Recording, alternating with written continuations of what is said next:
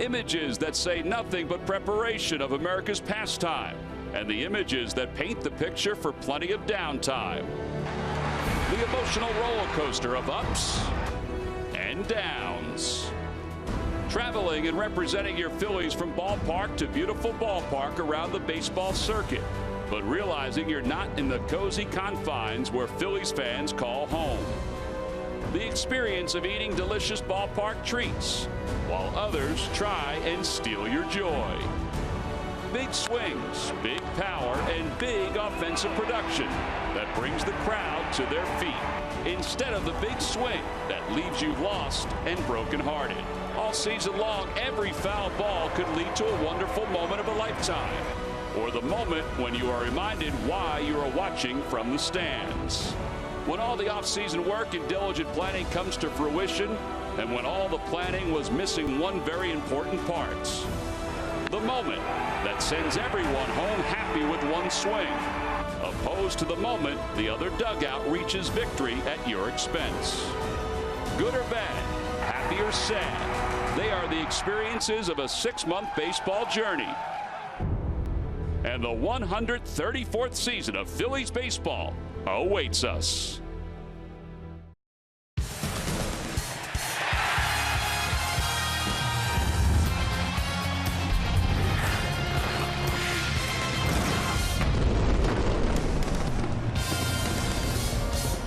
You want to see somebody do an opening day celebration right? Well, come to Cincinnati, Ohio. For 97 years, they've had the Findlay Market Parade. It began this morning at 9 a.m. and it continued up until about 2 hours ago. That's right, the Claremont High School band had no school today because they were performing in a parade going through downtown Cincinnati. It is opening day 2016, the Reds and the Philadelphia Phillies. Now from outside to inside, they honored the Grand Master, the Grand Marshal of the parade, Lou Piniella, the former manager of the 1990 World Series champion Cincinnati Reds. And they also honored some of the servicemen and women and the managers. They gave a plaque not only to Pete Mackanin, but also to Brian Price, because managing opening day here in Cincinnati is a big deal. You get goosebumps when you see the teams being introduced for the first time, and then, of course, the national anthem. Hi, everybody. I'm Tom McCarthy, joined by Matt Stairs and Ben Davis. So excited to have baseball upon us again. It has been 6 months since the Phillies last played a regular season game. Opening day 2001 was your first in the big leagues. What is this about? It's about stats and things that actually matter. I especially liked opening day for the simple fact that spring training was over. I didn't have to catch 9,000 bullpens a day. Stats mattered, and like you alluded to earlier, it is a long journey and one that you spend a lot of time with your teammates. All right, so for you, Matt, I mean, obviously it took some time through the minor leagues for you to get your first opening day with the Oakland A's back in '96. Well, it's a day you'll never forget. It's an honor to represent your team going into spring training. You know, you want to make the team, all of a sudden you're the top 25 guys. You're going north. You're going to play big league ball. It's a great honor to represent your team. All right, speaking of a great honor, it's also a great honor to be in the starting lineup. And last year, Maikel Franco was not in the starting lineup for the Phils. He is this year, and he's probably going to be for quite some time. Well, he'll be in there for quite some time because he's got a lot of confidence. He knows he's going to be in that lineup every day. And when you know you're in that ball hitting every day in the lineup, you have a lot of confidence, you relax, and that's why he's going to have a great year. Well, he had a great year last year before the injury. He finished with 14 home runs. He had a fantastic spring. Now, Jeremy Hellickson makes his first ever opening day start. A big thrill for him, knowing you're going to get the nod on opening day. Jeremy Hellickson, very good spring training. One thing I'd like to see him do today is get a little bit more fastball command. When you know about the changeup, it's been so good for him, but his cutter was good. His breaking ball was, I think, a lot better than we anticipated, but the fastball command is going to be key for him today. All right, so the final year of his contract that he signed with the Arizona Diamondbacks, he's 28 years old. He was the AL Rookie of the Year, the Gold Glove winner as well, and he got a chance to sit down with our own Greg Murphy about opening day. Well, I think it's probably fair to say that getting the ball on opening day for you was a goal of yours. That goal has been accomplished. It all starts today. Take us through it. How excited are you? I'm very excited. You know, like you said, it's I think it's a goal of every starting pitcher in the league to take the ball opening day. I've been a part of 5 of them now, and just standing out there on the line and just taking in that atmosphere and just looking out at the bullpen, just kind of, wishing and hoping one day that would be me. And, it finally going to happen. So, I couldn't be more excited. And, my family's excited. They'll all be there. So it's going to be fun. Have you allowed yourself to think about that moment when you get out on the mound for the first time, you pick up the rosin bag or pick up the baseball for the first time? Do you envision yourself taking it all in, or are you just going to be focused on throwing that first pitch? No, I'm definitely going to take it all in. You never know how many chances you'll get to do that. So, I'll definitely take it all in, and, hopefully, I get that first pitch over for a strike, and, everything can be normal from there. But, no, I'm definitely going to, stand around on the bullpen mound and look around and, take it all in. Well, you've had a couple of weeks to kind of get used to a new clubhouse, a new team, a new organization. That's what spring training is all about, also getting your body ready to go for opening day. Where are you right now in terms of how you feel? And, I mean, do you feel 100%? Are you exactly where you'd like to be? Yeah, no, I feel great. Spring is probably one of my better springs I've had. Didn't really end the way I wanted,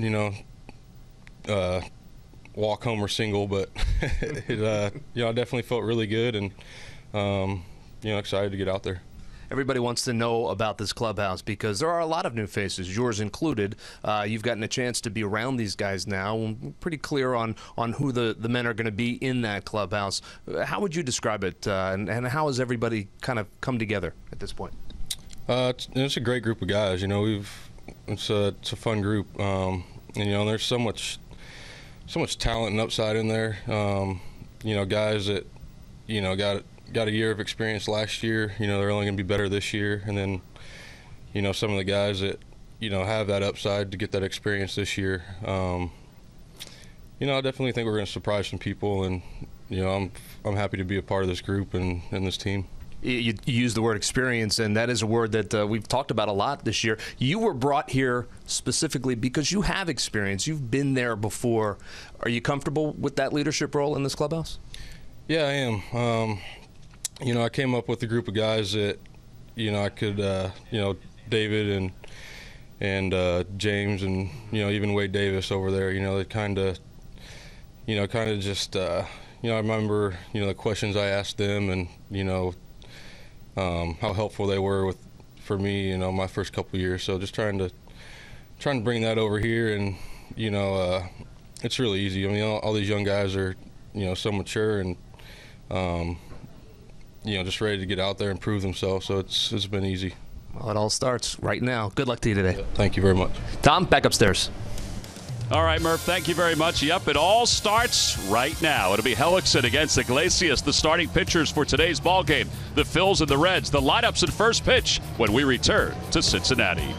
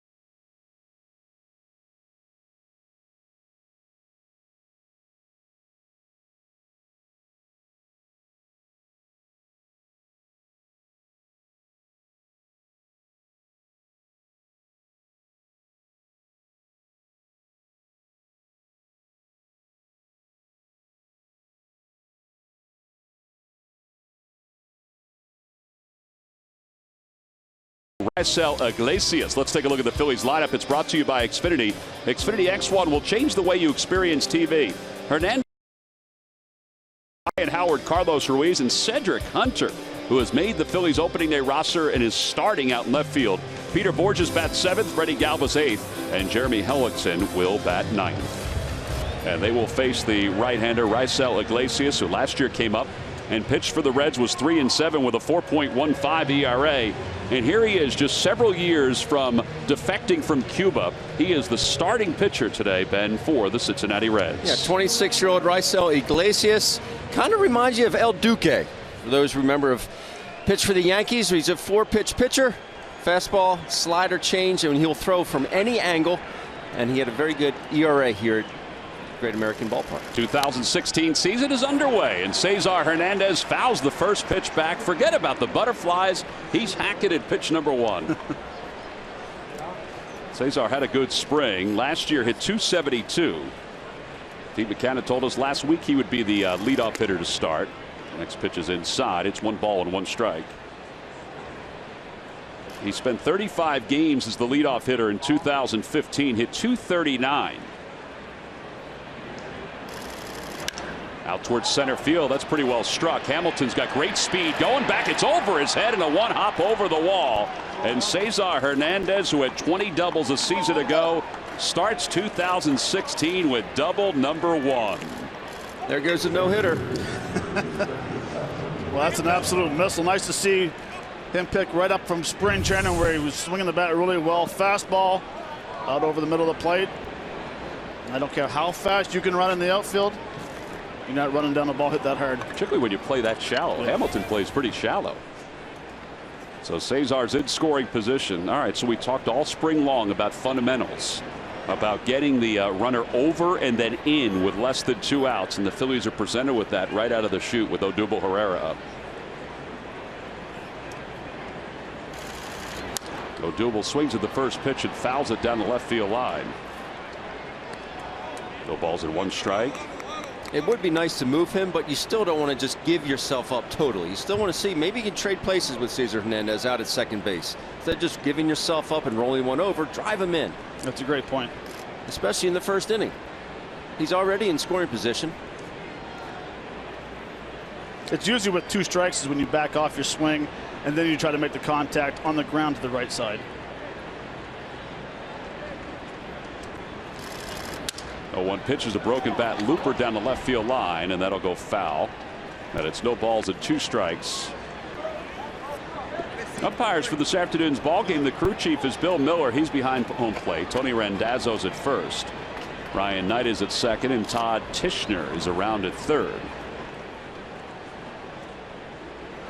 There's 162 games in a Major League Baseball season, but only 1 opening day. And if you're a home plate umpire today, that traditionally means you are the crew chief. So this is your crew. You are in charge, and I'm sure they probably feel the same way as the players do about getting things started. Oh, absolutely. Absolutely. Spring training for what, 35 days. Be glad to get up here. Just like a ball player, it's a true honor to be a home plate umpire for opening day. A little disappointed though that Tom Hallion's not here. I got so used to him calling balls and strikes. No balls and 2 strikes to Odubel Herrera with a runner at second. And he stays alive, taps it foul. Odubel last year did most of his damage with the first pitch of his at-bats. In fact, he had 347 with the first pitch. But then as the year got on, he got better with 2 strikes, sort of shortening up his swing. And Pete McCannon thinks that the seed that was planted last year is going to blossom into a batting title at some point for Odubel Herrera.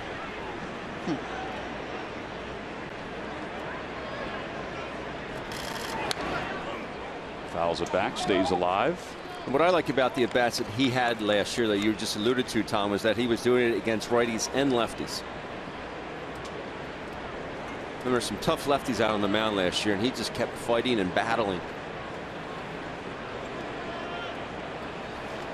He also got better as the year went on. Looking at his numbers from a season ago, his last 2 months is when he really put some at-bats together. He had 66 hits in his last 2 months of games.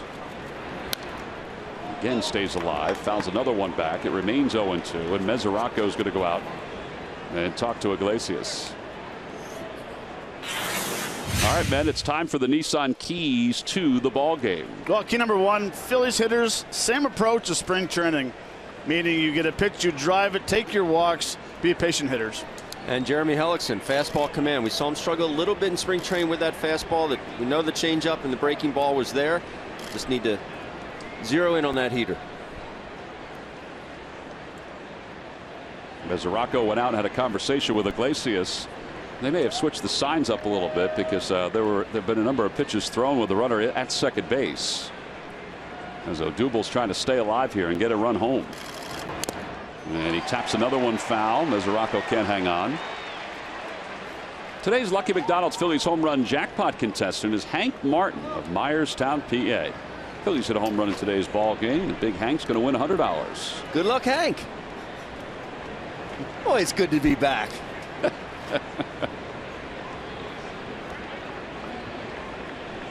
Murph is slow on the trigger, though. He didn't acknowledge your good luck, Hank. No, he didn't. No balls, 2 strikes to Herrera. Hernandez led off with a double. And Odubel loses the battle. He strikes out. And there's one away. It looked like he just went after him with a fastball there. He had quite a few pitches to hit 0-2, and that ball's right down the middle.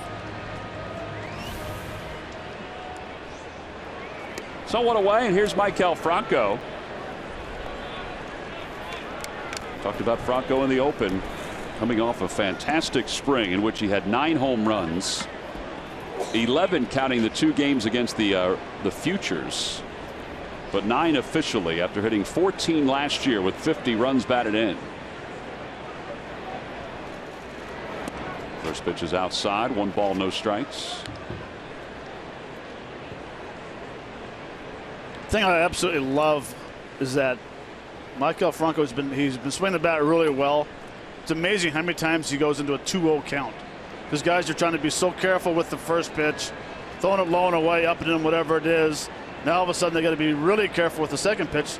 Next thing you know, you're back in the 2-0 count. That one's in the air to left field. It's pretty well hit. Going back on it is Duvall. He may have room, and he does, right at the edge of the track.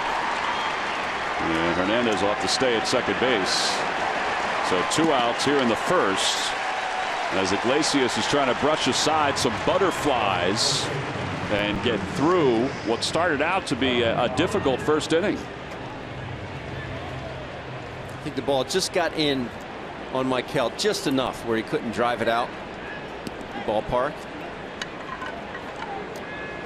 Well, that'll leave it for Ryan Howard, who gets the start here this afternoon. Pete Mackanin said the other day that he thought that Howard would start opening day, righty or lefty.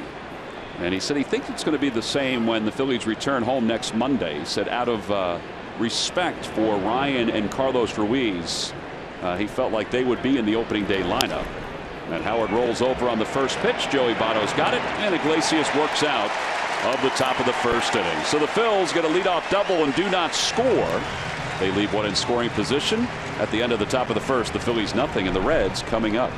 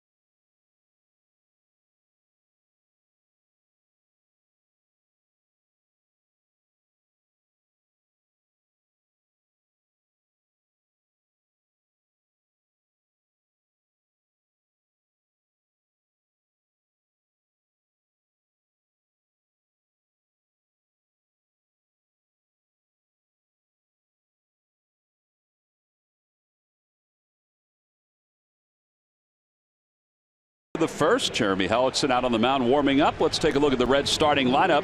It's brought to you by Xfinity. Xfinity X1 will change the way you experience TV. It'll be Cozart, Suarez, and Votto, followed by Brandon Phillips, Jay Bruce, and Devin Mesoraco. And the bottom third of Duvall, Iglesias. Yes, the pitcher is batting eighth. That's what Brian Price normally does.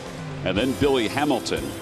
They will face Phillies right-hander Jeremy Hellickson, 28 years old, out of Des Moines, Iowa. As he told Murph, he's got a lot of family and friends who are in town for this opener. Those are his numbers a season ago with the Arizona Diamondbacks, who the Phillies acquired him from this past offseason. Very important to throw first pitch strikes for him. He's established a good fastball. You can always rely on that changeup. You see the scouting report. He's a 4-pitch pitcher. Average fastball about 90.1 miles an hour. And righties in 2015 hit a .167 versus his curveball. Well, the first batter he'll face is Zach Cozart. The Phillies have the overshift on against Cozart. Well, these guys are coming out, both teams just hacking at the first pitch. I always thought there was a tradition, like the first pitch of the game, you take it, they throw the ball out, and all of a sudden you go back in, you're down on the hole 0 for 1, 0-1.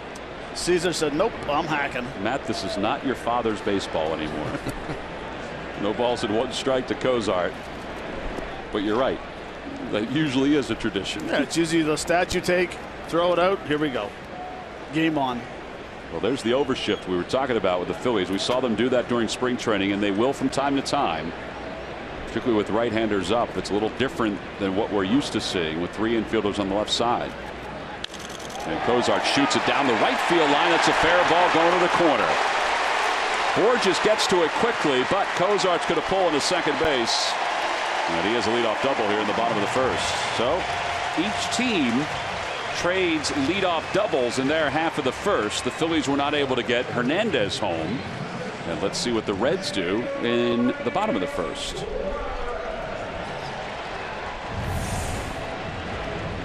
Fastball up and away, does a nice job. Doesn't matter if you had the shift on or not, no one was catching that ball. Not very often you see a leadoff hitter, a right-handed leadoff hitter, have a shift on you early in the game, or ever, really. That'll bring Eugenio Suarez to the plate. He was acquired before last year from the Detroit Tigers organization, and he actually came up when Cozart was out with his knee injury last season. Suarez, who's a shortstop by trade, filled in and hit .280 with 13 home runs and 48 runs batted in as the shortstop.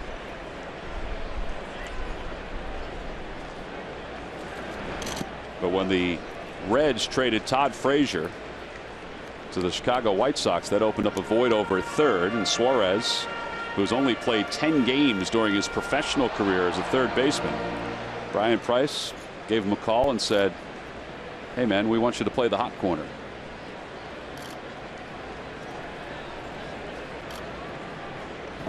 One ball, 1 strike to Suarez. Outside, 2-1. You see Hellickson going with a slide step. Cozart can run, but not like Billy Hamilton, but still going with a slide step.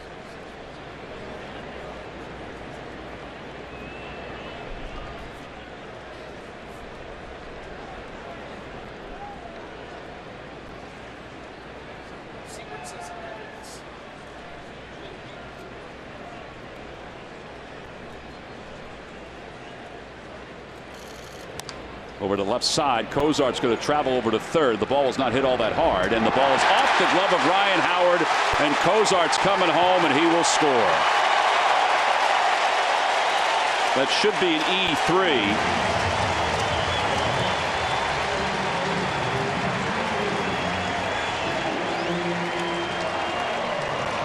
It's definitely a ball that I think Ryan Howard could have handled.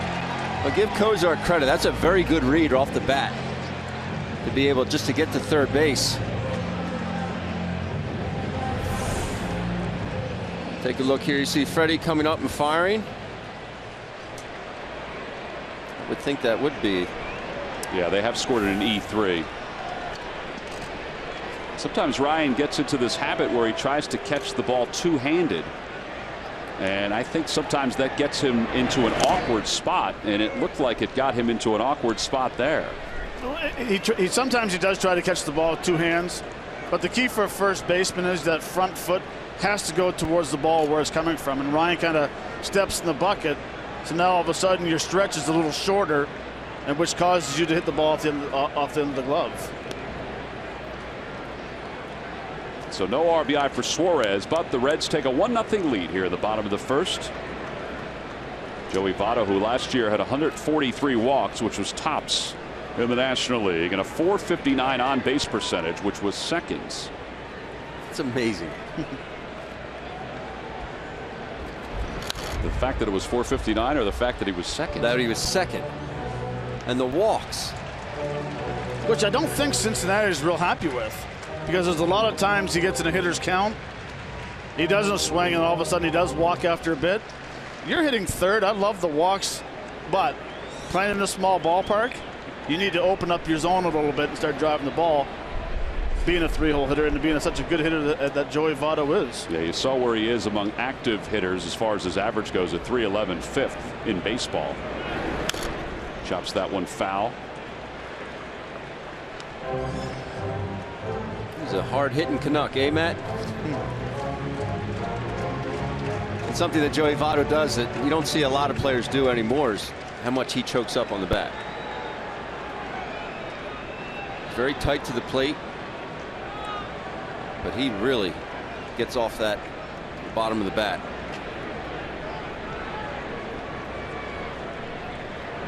Over to first base, Suarez is back. He stole 4 bags last year.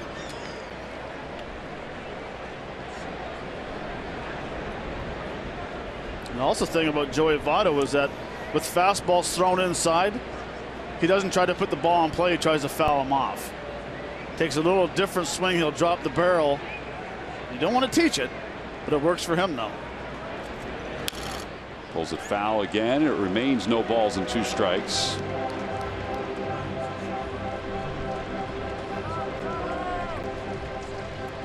His career on-base percentage, he's the only one actively in baseball that has a on-base percentage that's over 400.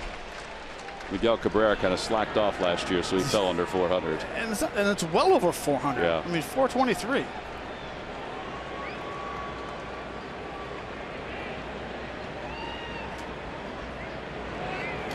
Got him. Tied him up inside, and Hellickson picks up his first strikeout of the afternoon. And one away. This week only, T-Mobile customers can get a free season-long subscription to MLB.TV Premium. Go to T-Mobile.com/MLB to sign up now and catch every moment on America's fastest growing LTE network. All right, Ben, we'll remind you to sign up at some point in the next few days. All right, son. Well, Brandon Phillips is now the batter. There was a point this past offseason where Brandon Phillips and Jay Bruce were both thought to have been traded by the Cincinnati Reds. Phillips loops one foul up the first base line. Phillips going to Washington. Correct. Bruce going to Toronto. Correct. Phillips declined the trade to Washington because they would not pick up his option. Those are according to reports. And Jay Bruce, it was a 3-way deal with Toronto, and somebody in the deal, nothing was ever confirmed, but somebody in the deal failed their physical, or at least the medical reports were not what the team wanted. Good play by Ruiz, and it's 1 ball and 1 strike. I have to say, Hellickson's throwing more off-speed pitches or breaking balls today than I think we saw during spring training. Well, in spring training, he threw a lot of changeups. He pitched basically backwards. Usually, he pitched like an American League pitcher. Usually, Yes. you get a 1-0, you're getting a heater, he would throw a changeup. You get 0-2 or 0-1, he would throw a fastball. So he's kind of pitching a little backwards right now, and it's going from spring training where he could not pound the strike zone with his fastball. He didn't feel comfortable with it yet. High fly ball, left center field. Cedric Hunter is called off by Odubel Herrera. And there are 2 outs. But he was able to get back in counts with the changeup and the breaking ball. It's one thing just to throw it, but to be able to get back in counts when you're behind, very, very helpful. Well, we do know that this is going to be an unearned run that'll be charged to his line. And I believe Hellickson is looking for some rosin. And the bat boy will bring the rosin out to the mounds. Opening day for bat boys too, Tom. That's exactly right, Ben. Not all of them were in spring training, so you have to expect the first few days there'll be some glitches. Well, it is a beautiful day here in Cincinnati. It was gorgeous earlier today. Temperature at game time 50 degrees, mostly sunny, slight breeze. Great hitting weather. Now, we cannot guarantee the weather's going to be this way for the rest of the week, just so everybody knows, but at least for opening day it's nice.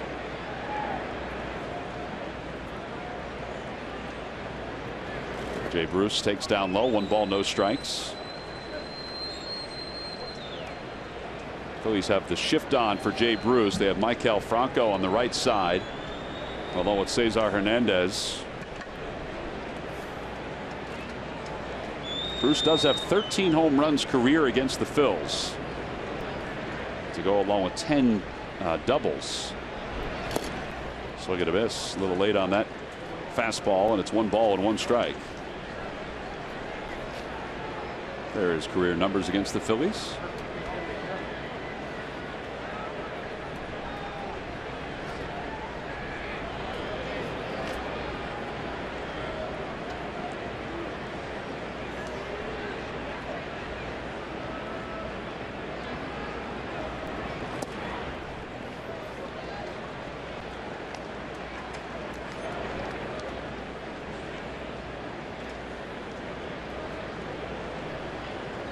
One thing about we talk about left-handed hitters, David Bruce is a very good fastball hitter down and in. So if you're going to get it inside, you need to elevate the ball belt high against him.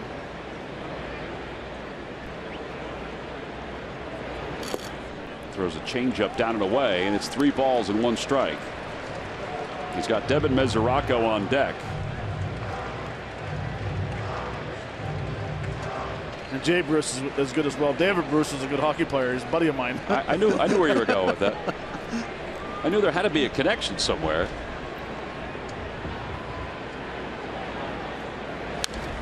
He may have swung at ball 4 with a count, 3 balls and 1 strike. Were you guys ever extra antsy on opening day? I mean, I would think that you had to be a little bit. I know getting the first hit of the year just feels like a tremendous weight off your shoulders. You're just looking up there and seeing .000 is never good until you get that first one. Well, Suarez will be off and running on this pitch with a count, 3 balls and 2 strikes and 2 outs in the bottom of the first. Over to left side, Galvis has it. Freddie takes a little extra time, and Howard makes the grab with 1 hand, and the side is retired. 1 run. It was an unearned run. 1 hit and 1 Phillies error. On to the second. 1-0 Reds on top.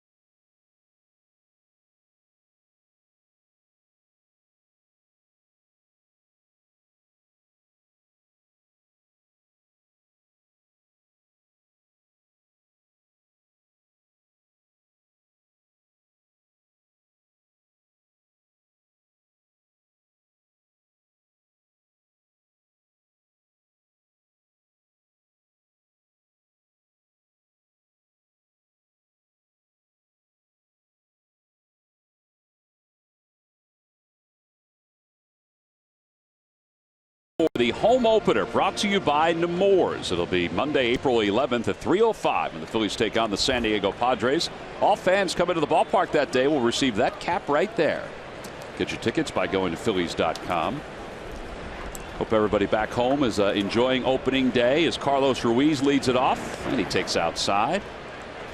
Also hope everybody that's watching at the watch party at Xfinity Live is enjoying their afternoon.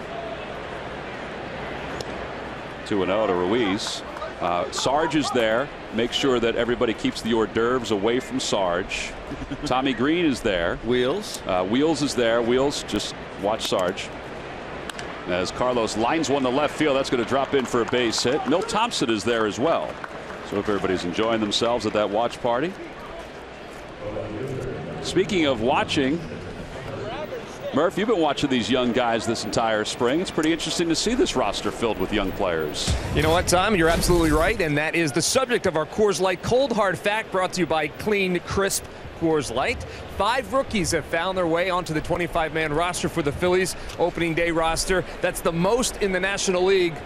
It's also tied with the Brewers, Dodgers, Padres, and Rockies for most in the National League. Only the Orioles have more guys that are considered rookies on their opening day roster. They have 6.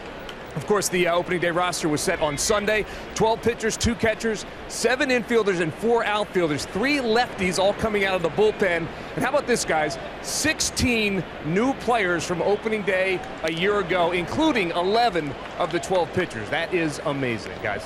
It's the changing times of the Philadelphia Phils. Here's one of those guys, Cedric Hunter. Cedric, who has gone 482 games between major league appearances, making the opening day roster. What's up, Murph? Really? You okay down there? Yeah, I'm just fine. Thank you. Keeping you on your toes on opening day. You know, if you were wearing the big puffy jacket, that wouldn't have hurt if it had hit you. No, I would have just let it hit me at that point. That's right. I'm going to have to pull out that big puffy jacket in a minute. 1 ball and 2 strikes to Cedric, 28 years old. And he pulls one down the right field line, foul.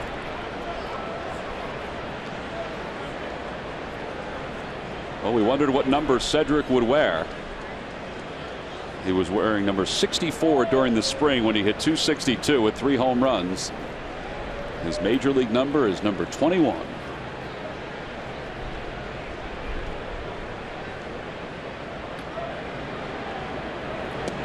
And a breaking ball and a called strike 3. Second strikeout for Iglesias. The slider here by Iglesias. Boy, it almost looked like he fooled Mesoraco on that pitch. It's a pretty good pitch. It was a good pitch. Peter Borges starting in right field. A .241 lifetime hitter during his days with the Angels and the Cardinals. He had a very good spring. The last few games of spring training, his average dipped, but for most of spring training, he was up over 300. He adds a burst of speed to this Phillies lineup.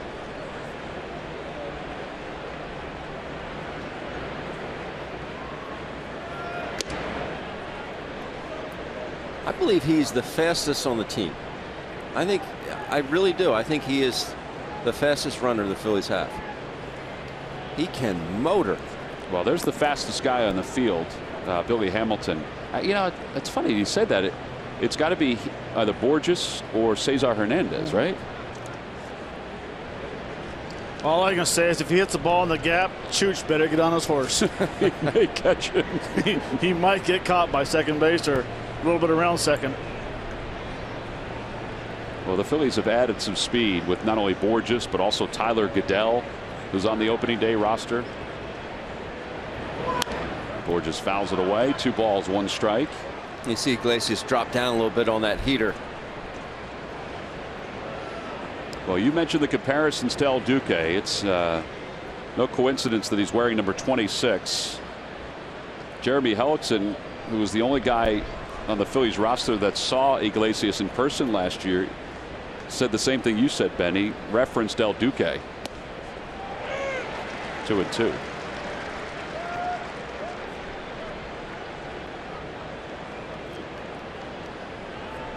Defected from Cuba twice, was caught the first time.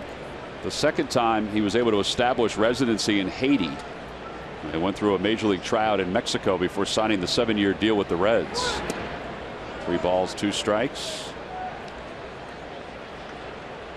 He was mostly a reliever when he played in the industrial leagues in Cuba, but the Reds felt with the command of his pitches and with how he's able to bounce back from outing to outing that he could be a starter in the major leagues, and it's at least paid off for now. And he's gotten 2 hitters on breaking pitches in this inning. The lefty Hunter and now the righty Peter Borges. There are 2 outs. Another breaking ball. This feels like he has a better command of that pitch right now. Another very good quality pitch there.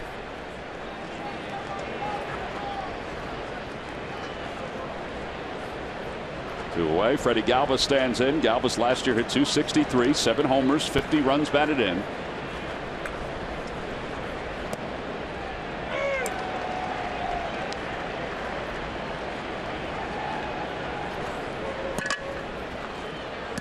Iglesias has that little funky delivery, that quick knee.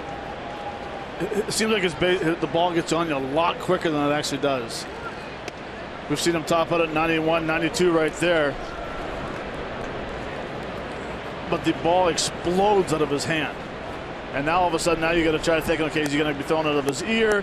Is he going to be thrown 3/4, drop sideways, behind his back? In the air to right field, Bruce going back toward the track to the wall. It is gone. A home run for Freddie Galvis. A 2-run shot, and the Phillies take the lead here in the top of the second. I thought Bruce caught that. I did too.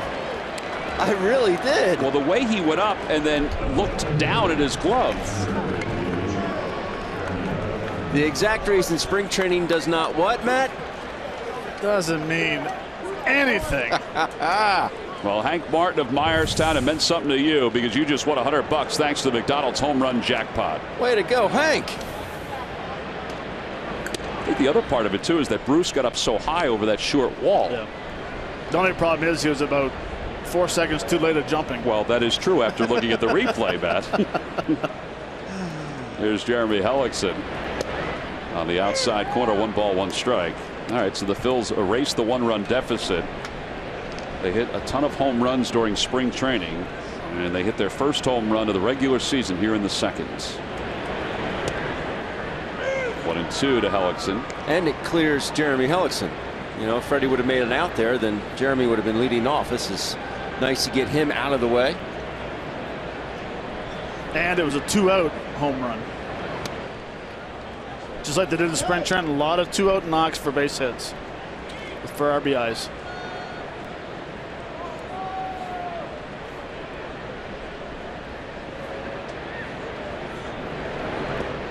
He went around, and Hellickson won't bother running, so once he leaves the circle, he is out. That's 3 strikeouts in the inning for Iglesias, 4 overall, but he also allowed his first home run of the year. Freddie Galvis, who last year hit 7 home runs, hits his first here in the second inning in his first AB of the season. Boy, he tracked that one beautifully, went down, and just got it. We go to the bottom of the second with the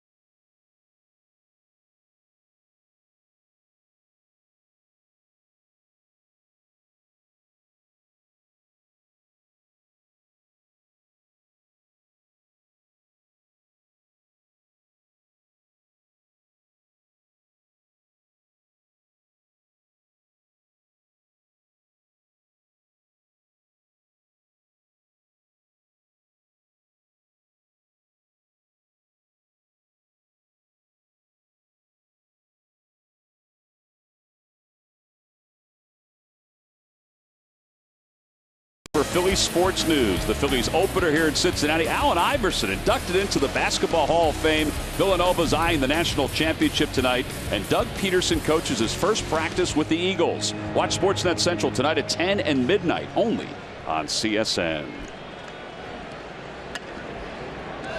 Hello, Matt Stairs, Ben Davis, and Greg Murphy. I'm Tom McCarthy. Happy to be with you with opening day 2016 from Cincinnati, where the Phillies lead it 2-1 thanks to a 2-run home run by Freddie Galvis. And Devin Mesoraco will be the batter. Punxsutawney's own Devin Mesoraco. Did you talk to him before the ball game today? I did. When you talk to him tomorrow, ask him if he's ever been to the Punxsutawney Phil ceremonies. You know, I've been to the library where they keep Phil. Chopper over to third, fielded on a big hop by Michael Franco. All right, that's great, man. It's not about you. I want to know if he's been at see if the groundhog saw a shadow or not. I'm sure he has. Well, he chops out to third for the first out. Franco trying to keep his hand warm. And here is Adam Duvall. This guy had a fantastic year last year in the minor leagues with the San Francisco Giants, and then was acquired in the Mike Leake trade when Leake went out to San Francisco. It's probably going to be platooning out in left field. Saw his numbers during the spring. He hit over 300.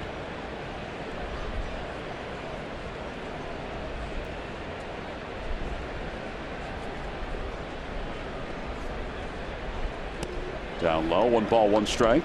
I saw some games out in spring training. You know, the Reds are out in Arizona. Just the difference in the scores between the teams in Florida and the scores in the teams in Arizona. I mean, Much higher in Arizona, you mean? Yeah, it's.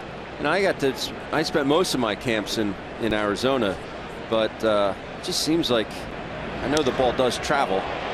Speaking of the ball traveling, Cedric Hunter will travel back toward the edge of the warning track to make that catch. 2 outs here in the second.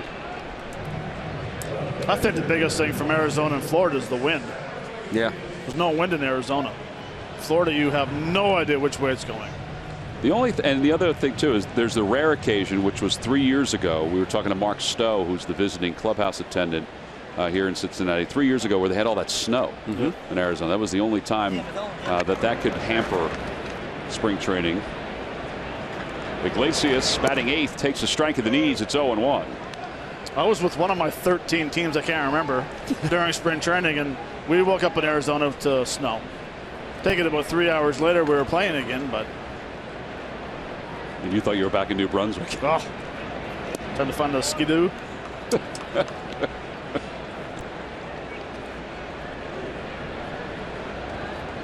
Reds fans have to get used to the fact that Iglesias and every pitcher will be batting in the number 8 spot, at least for most of this season. That one's back to the box. Hellickson fields it, and he flips to first in time, and the side is retired. Nothing across for the Reds. Nice job by Hellickson after the Phils gave him the lead. We'll head to the third.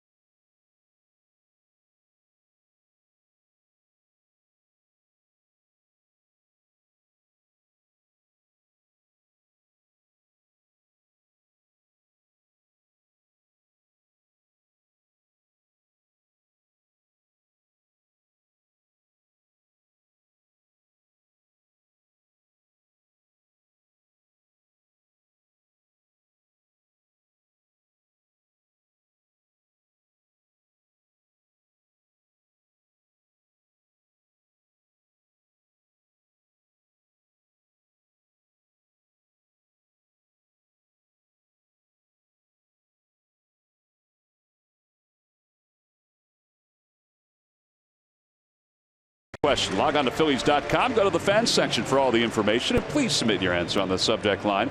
All right, guys, the question is, who was the Reds' winning pitcher the last time the Phillies played them on opening day in 1986? Answer will be revealed a little later on.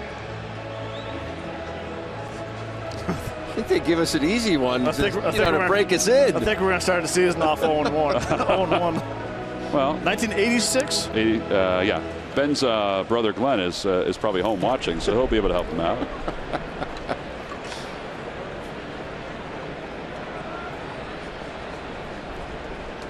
Here's Cesar Hernandez to lead it off. He shows bunt and misses it. It's 0-1.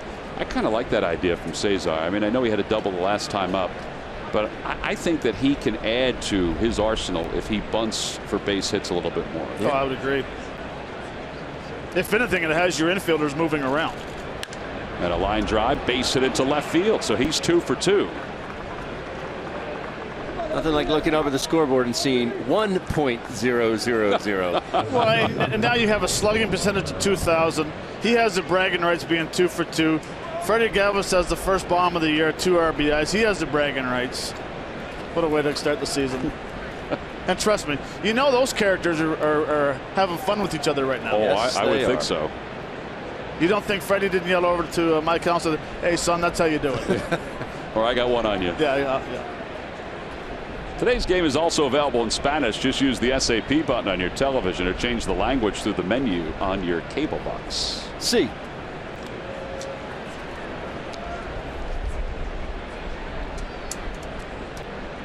Murph took Spanish lessons this past offseason, so he knows exactly what you mean, Ben. Yes.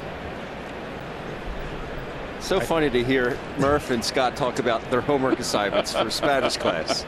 We're putting the time in. We're learning. Did you catch the jug of water down in the dugout today, guys? It said water, H2O, and auga, A-U-G-A. And I was able to pick up on that right away, but that was spelt wrong. So I feel like the classes have gone well.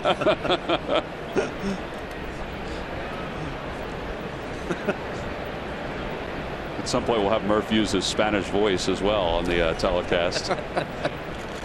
Hernandez draws the throw. All right, during spring training, Pete talked about guys like Hernandez and Odubel and Peter Borges going early in counts. This is probably a pretty good spot to see if he does that. Yes. It is, but it's tough, too, because you haven't seen what type of move he has, how quick he is. You're right. He is quick to the plate, too. He's quick. 1 ball and 1 strike to Odubel. And he's still quick for having a higher leg kick. You see, look at Hellickson's slide step compared to Iglesias. Jeremy pretty much just leans forward. Iglesias has an actual high leg kick, but he does it so quickly that it acts like a slide step.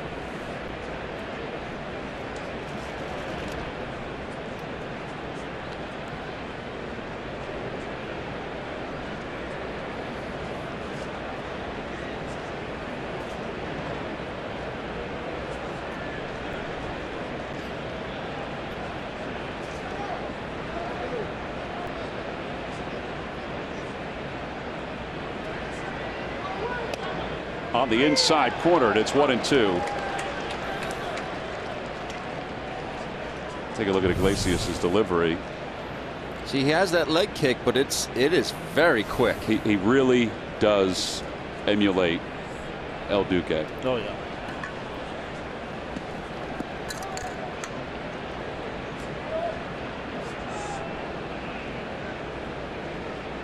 Odubel struck out his first time up.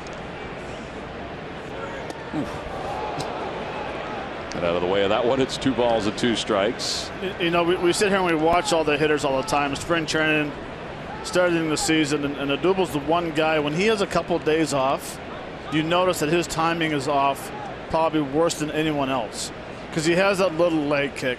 He starts his leg a little late. That pitch right there almost hit him. His front foot was barely down in time. So for him, he needs to see some pitches, because his first at bat, like Ben mentioned earlier, he had some pitches to hit. It's just his timing's off. Even there, Matt, even though that pitch was inside, he's lucky that it was inside because his foot wasn't down as it was coming in. Right, it's his reaction. See, his his foot's barely getting down, and then he has to get out of the way. So that tells me that one is his timing's off. I would love to see him just go ahead and go to a wider stance with no leg kick and use his hands. And that's going to make you fly at the baseball. Runner goes, pitch is lifted in the air to center field. And Hernandez will go back as Billy Hamilton settles under it. One away here in the third.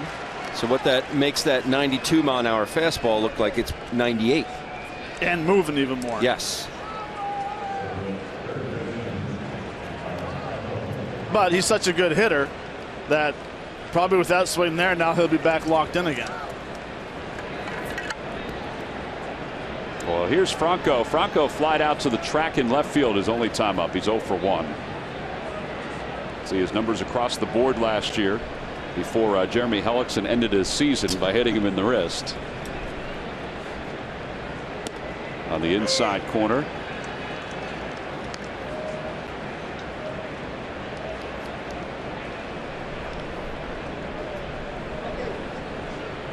Franco played 21 games this past offseason in winter ball. We asked him the other day about that, how important that was. He said it was extremely important because he had been taking batting practice but had not played in any games since he broke the bone in his wrist. He said he had to know that he could just go free and easy and swing without any problems. He said that he swung without any problems. He said statistically he wasn't as concerned about the numbers. He had 3 home runs.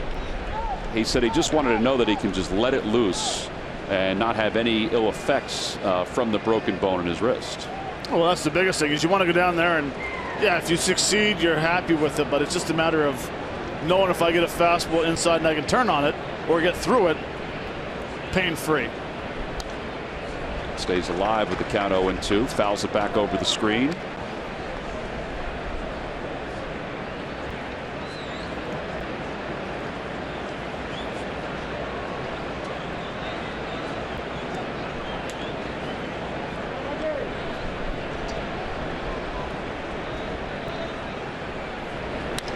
And he serves it out to center field, a base hit.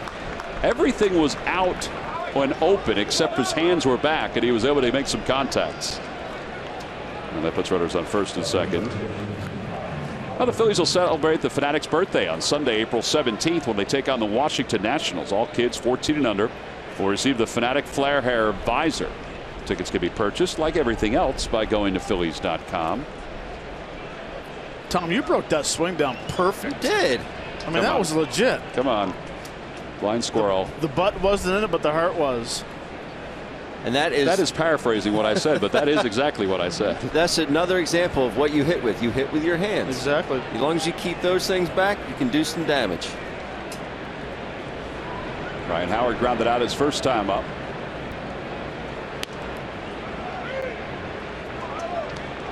Ryan has enjoyed some good days here at Great American Ballpark. He has 11 career home runs, 11 of his 357,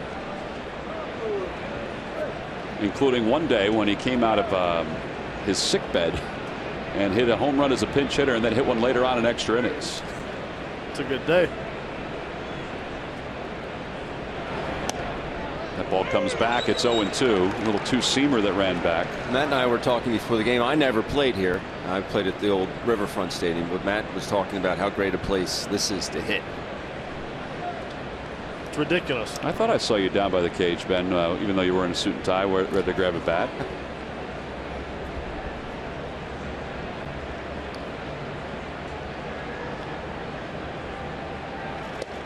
Inside 1-2. Matt, they've talked about the way the ball travels here, but I've also heard hitters talk about the batter's eye, how that makes it even more inviting to hits. Is that part of it? Well, you mean that big black thing in center field, Yeah. which is probably about 125 feet long? I mean, it's tremendous.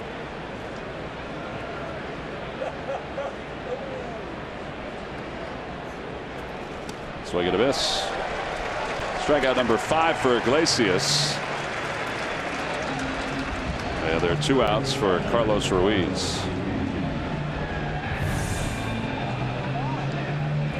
Another slider. It's a very tight slider that Iglesias has. And he throws it pretty hard as well.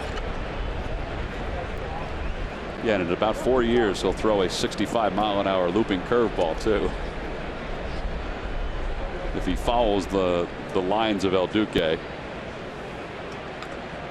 Ruiz singled his only time up. The very first pitch I ever saw off El Duque at Yankee Stadium, I was able to hit a home run. And, you know, when you hit as many as me, Matt, you tend to remember them. So when you bring up El Duque, that's the first thing I thought of. Well, one, it's a great name to hit a home run off of. And two, it's a great place to hit a home run at. So, absolutely. Toot your horn. Absolutely. Few and far between, so I thought I'd throw that out there.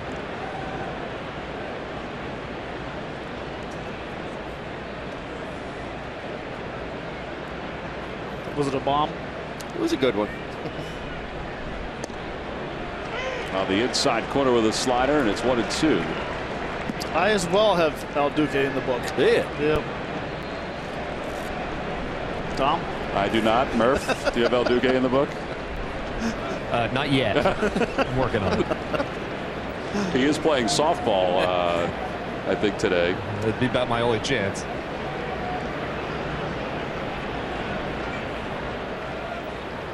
Broke his bat, foul ball into the seats. The head of the bat went out toward the bottom of the mound. And the count remains 1-2. Thing exploded.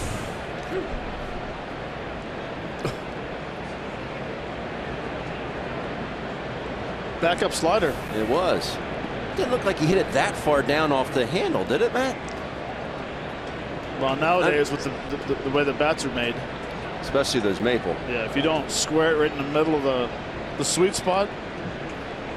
I asked Danny at work today about maple. I said, what percentage of the guys use maple as opposed to just the ash? He said, I said like 75%. He said, I think more. Wow.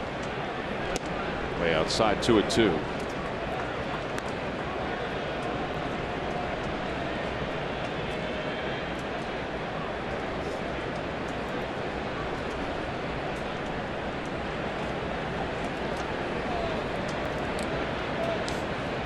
Danny is the manager of equipment and umpire services for the Phils. He's on this trip with Frank Kopenbarger. 2-2 pitch to Ruiz. He may have just missed that one, and Duvall is going to come under it. He's looking at Cozart, but then he makes the catch. Side is retired. The Phillies have certainly been able to get Iglesias into the stretch today. They have 2 runs to show for it as we go to the bottom of the 3rd. They lead it by 1.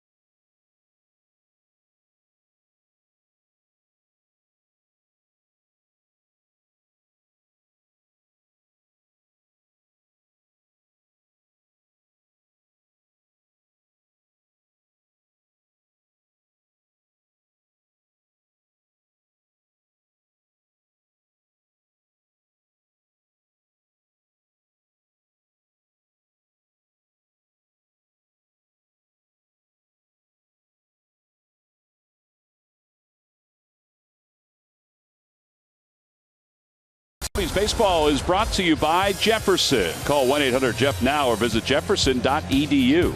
Buy your Delaware Valley Honda dealers. Hurry to your local Del Val Honda dealer or visit delvalhondadealers.com. And by the Pennsylvania Lottery. Play Escape to Margaritaville, the new instant game for the Pennsylvania Lottery. Players must be 18 or older to play. A little progress going down the Ohio River. We are at the bottom of the third.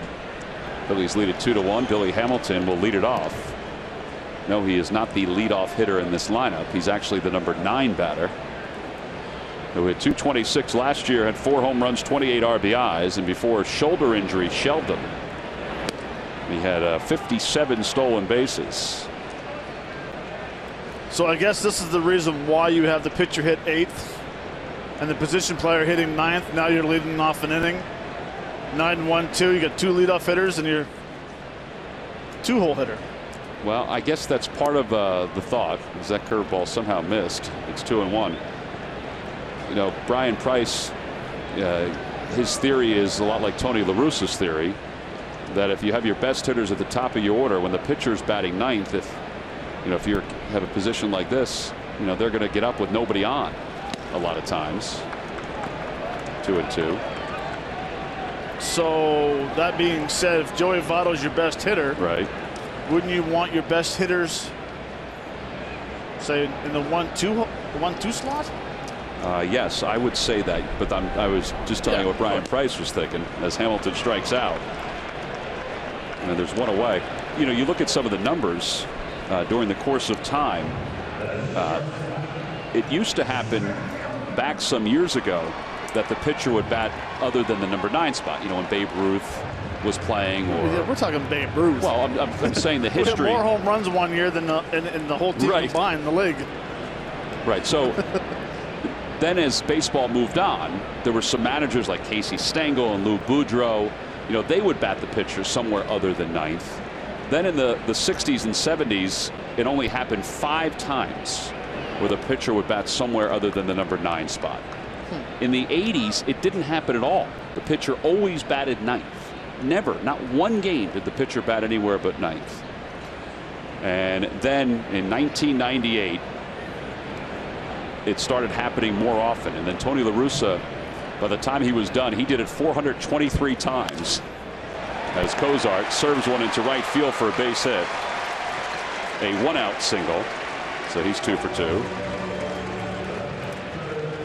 And statistically, last year and the year before, according to Baseball Reference, there was no real difference in runs per game for a team that batted a pitcher 8th compared to the teams that batted a pitcher 9th. 3.7 runs per game for one, 3.7118 runs per game for another. So with all that said, it's just a talking topic for broadcasters. Correct. Thanks, Tony.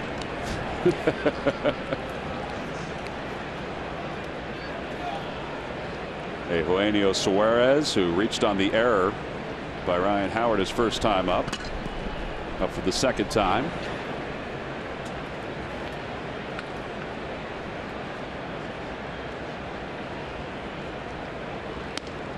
Inside, 1-0.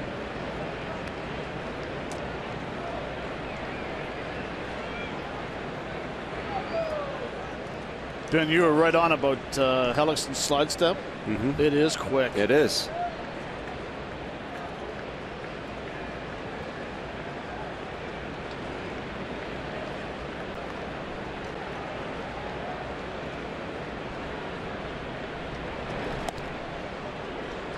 Got him out front. 1 ball, 1 strike.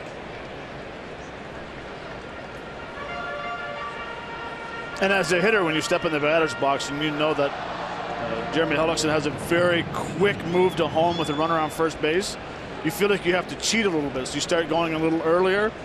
Now all of a sudden, if they pull the string and throw a changeup, you're so far out in front of it. That's where it's so hard to read, especially with movement in the hitters. If you have any kind of movement, it's hard to pick the ball up, or it's hard to stay back and recognize it because you feel like you're going to get beat every time. You just have to really trust your hands and think to yourself, just be quick with those hands. A lot of times you take the thought process of saying, okay, I'm going to get jammed this at bat. That makes you stay back and then react to it. Wish I would have known this stuff when I played. Inside, he tried to run that same pitch up against him, and it's 2-2. 89 miles an hour on that fastball.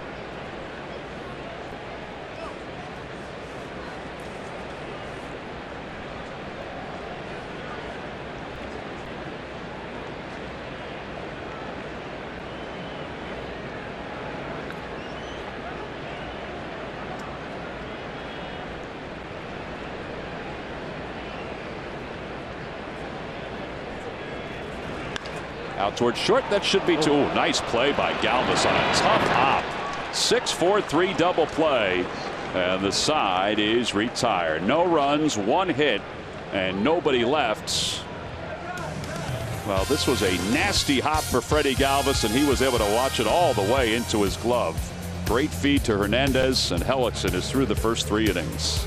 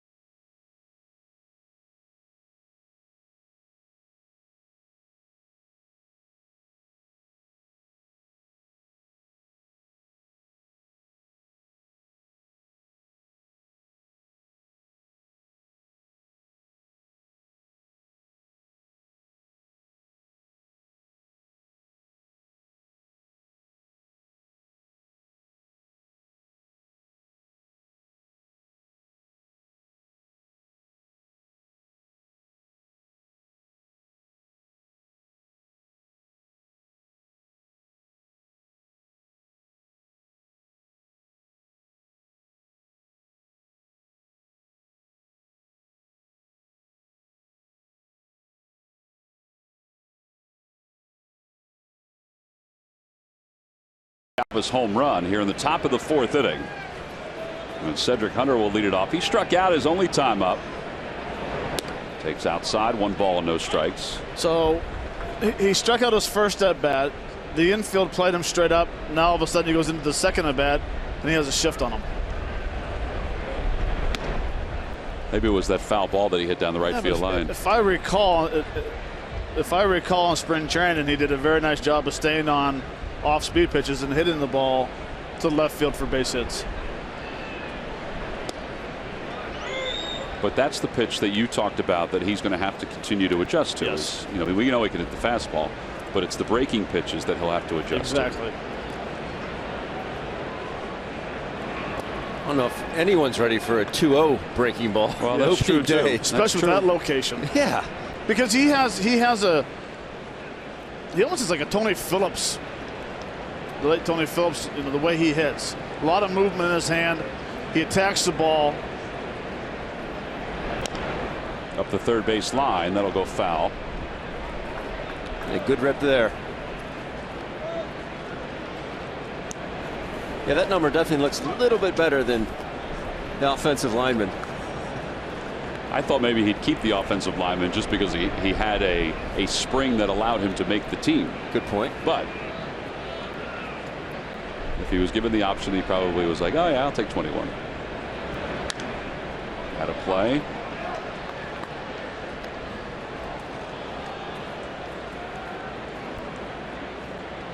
See, I just find it interesting that you get to 3 balls, 2 strikes, you have the shift on him, and you throw him a fastball low and away. Which he can shoot the other way. Which he can shoot that way. Right. And a strike 3 called. Cedric thought it was ball 4. He was starting to go up to first. That is 6 strikeouts for Iglesias. HP's new series of color LaserJet printers deliver unmatched quality, and their Jet Intelligent Toner cartridges print up to 1/3 more pages. Get yours from who but WB Mason today and experience the difference. Nobody beats WB on HP. 6 strikeouts. Here's Borges, and Borges tips the first one. It's 0-1.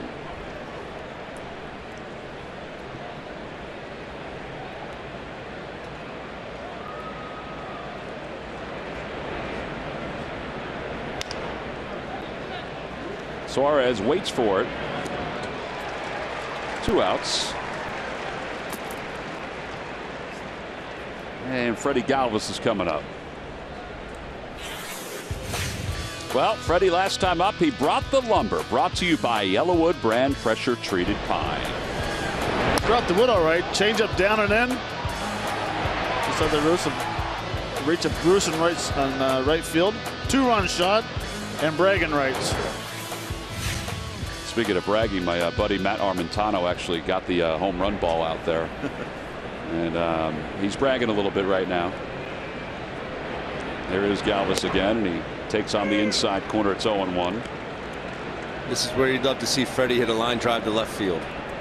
You hit a 2-run homer your first at bat, Freddie. That's great. I applaud that. But don't try and hit this one farther. Or something hard on the ground. Preferably, like you said, Ben, left field way. The reasoning why is now you get out of that habit of trying to hit the ball in the air. Towards center field. And Hamilton backpedaling makes the catch.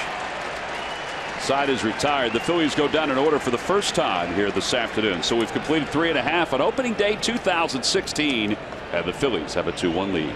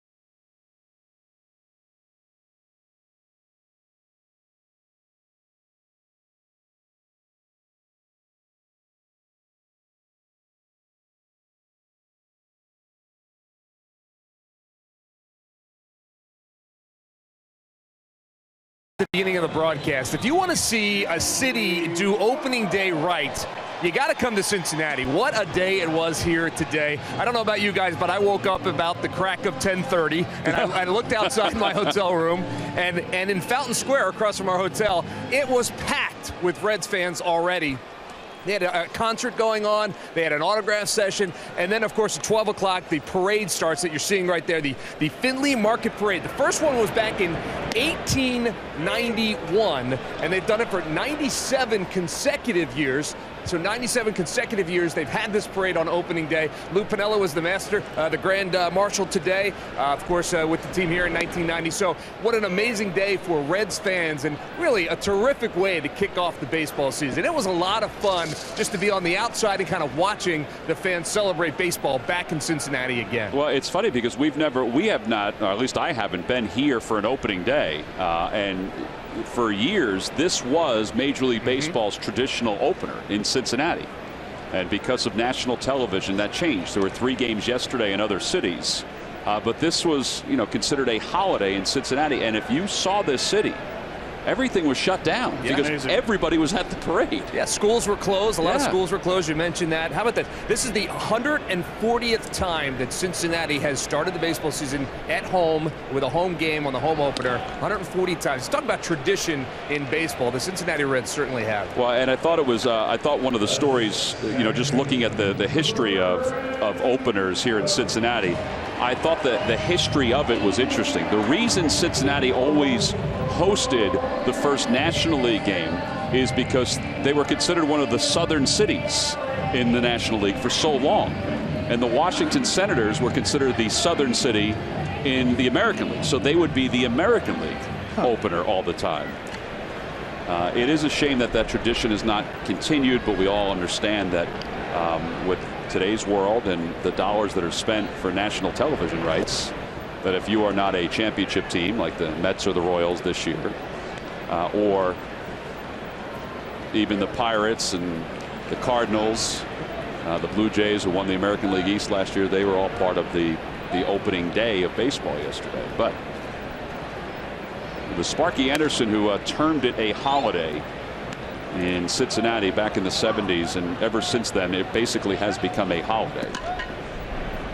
So I'd like to someone explain to me why, though, you play Toronto in Tampa when they both have domes. The ball's fouled away by Phillips, meaning that there's a lot of other cold weather cities that could start in Toronto. There's the Grand Marshal. 72-year-old Lou Piniella, who one day said, I need a catcher from San Diego to be my catcher in Seattle. You got Lou here, John McLaren, the coaches was our bench coach in Seattle, and Brian Price, the manager for the Reds, was our pitching coach. Cesar Hernandez takes care of Brandon Phillips. They're 2 away.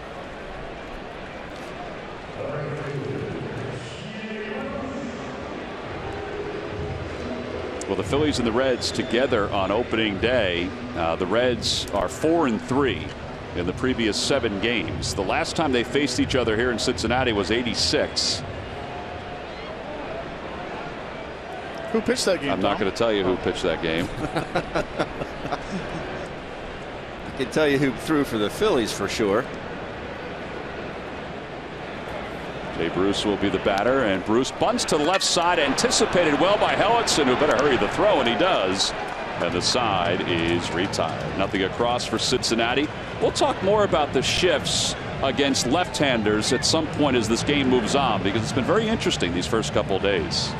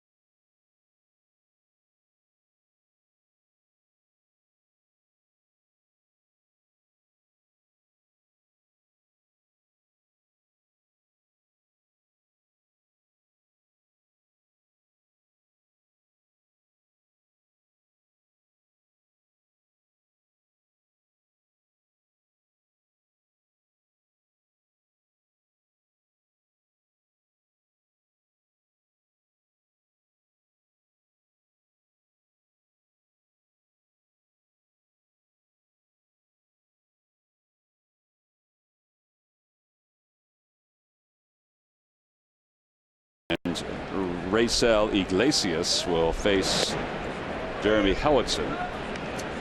Should say Raisel.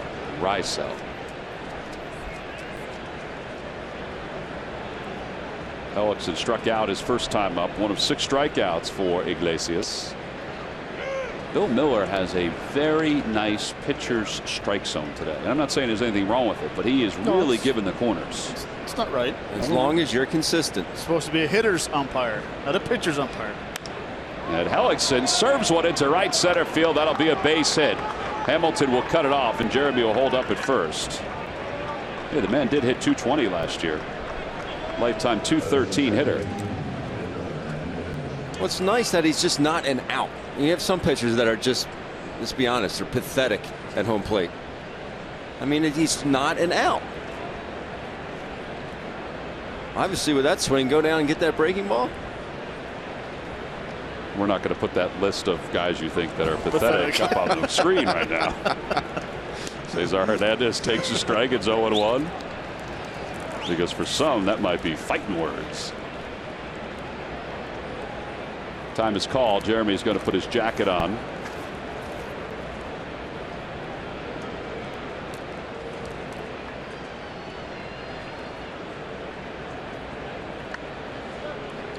His jacket is not as puffy as Murph's. I think Jeremy would prefer to wear Murph's jacket. Because if he gets warm, he could take it off and roll it up and put it in his pocket. Yes, he could. There's a strike. It's 0-2. Murph, have the conditions changed a lot down on the field? The temperature has dropped significantly Really? over the last hour. Yes, it really has. And you have no idea how long it took me to blow up this jacket, so let's not knock it, okay? Yeah, when Matt and I put it on, people are going to think that we blew it up too much.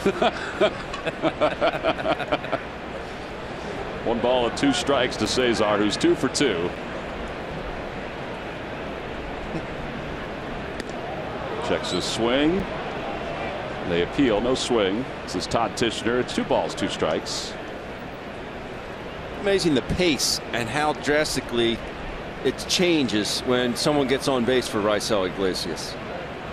I mean, it is noticeable. It's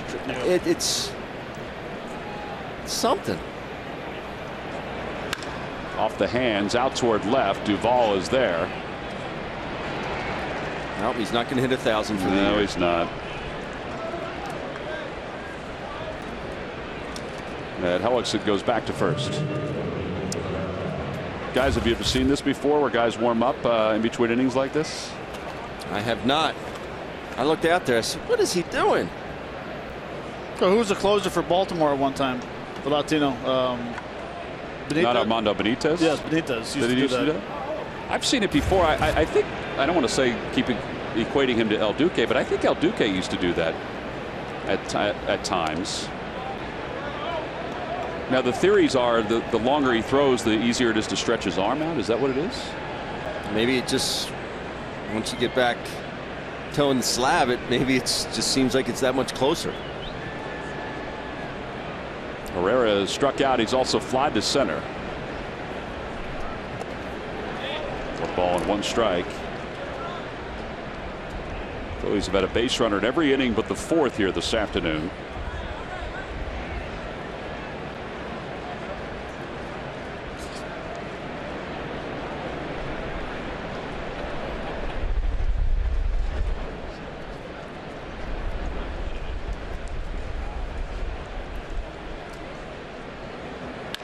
To the right side. Brandon Phillips flips the second for 1. Safe. Not in time. Odubel helping the umpire with his call. 4-6 on the put out at second base. A fielder's choice. Phillies baseball is brought to you by McDonald's. Come into McDonald's for an Egg McMuffin and medium iced coffee for $3.49. And by Chevrolet.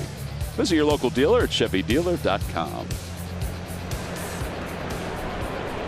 Here at Great American Ballpark, a spot that opened in 2003. They're enjoying their 14th opening day.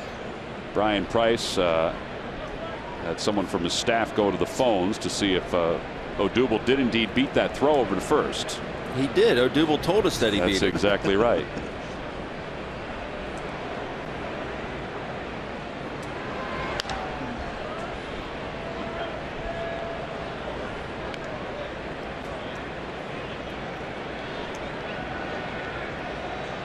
Michael had some very big swings in spring training, but when he got down the count, he made the adjustments and shortened up. And there were some swings where his shoulder flew out, his head flew off the ball, but he was able to tighten it back up and get right back to where he needed to be. Love to see those adjustments out of a younger hitter. That one is straight back in front of us and out of play. 0-2. And I think one of the home runs he hit in spring training, we talked about pulling the baseballs all the time, was the ball that he hit the right center. I believe we showed it in the open. Was the one I really liked. Yeah. Watch this. Maikel Franco bonked Mesoraco right on the helmet.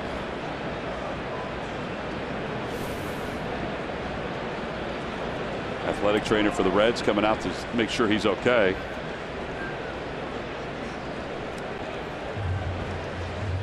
Those catchers, they got hard heads. They should be able to handle this. Well, unfortunately, this will probably come down to where if he has a headache, then he has to go through the concussion. Yeah, that is right. Process. The concussion protocol.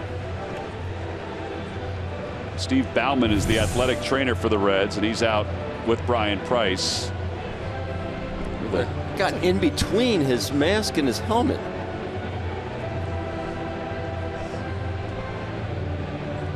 I don't think it even hit the top of his head, did it? No, it looked like it hit the side of his face. Yeah. And it's the concussion tests that you take in spring training are very extensive. You know, they'll ask you one question, and then you come back later in the test, they ask you another. It's that they have something to gauge it by. If you go back and say you do have those concussion symptoms, you go back and take the test again and see how. Correct, the baseline. Yes. And that's on every level. It looks like he's going to be okay. He's going to go down behind home plate just to catch a few pitches. At least we think he's going to be okay. He missed most of last year, and it's really out of his hands in a lot of ways. He does not want to exit this game. Yeah, I talked to Mez before the game and said he's not able to catch every game right now with the condition of his hip after having that surgery last year, but he said he's getting there. No balls and 2 strikes to Franco.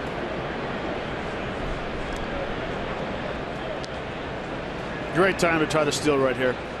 No balls, 2 strikes. Big thing is there's 2 outs. If you get thrown out, still have your best hitter leading off in the 6th inning.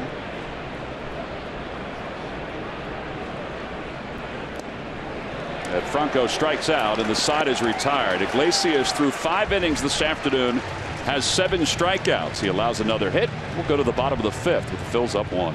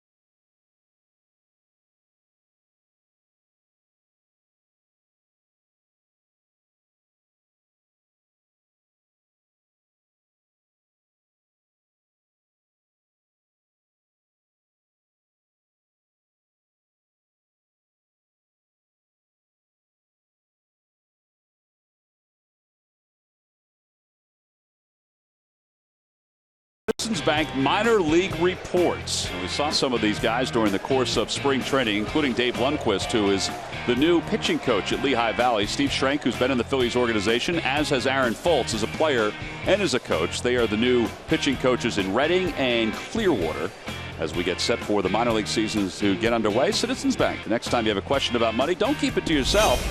Ask a citizen. We start the bottom of the 5th inning. Devin Mesoraco will lead it off against Jeremy Hellickson. Hellickson starts him off with a changeup, but it's no balls and 1 strike. Mesoraco grounded out to third his only time up. He's 0 for 1. Hellickson's allowed 2 hits so far, both to Zach Cozart. He's allowed 1 unearned run. That was back in the 1st inning.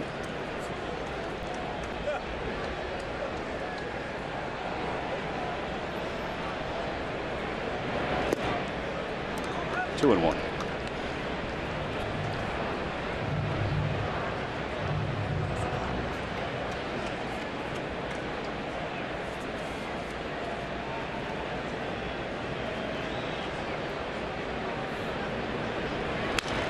Down the left field line, foul.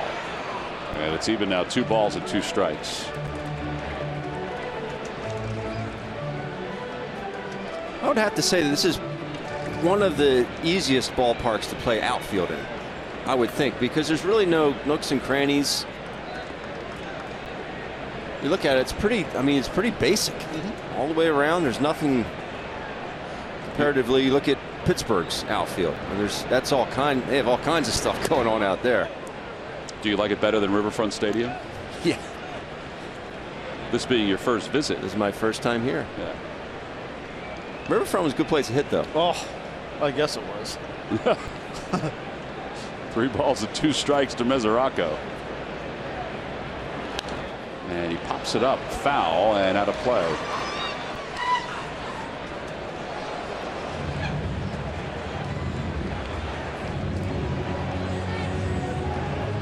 Mesoraco back in 2014 was an all-star. He had 25 home runs. That's why his loss last year, because of the hip injury that required surgery, was so devastating for the Reds. Goes after a changeup, and he is struck out. Strikeout number 4 for Hellickson.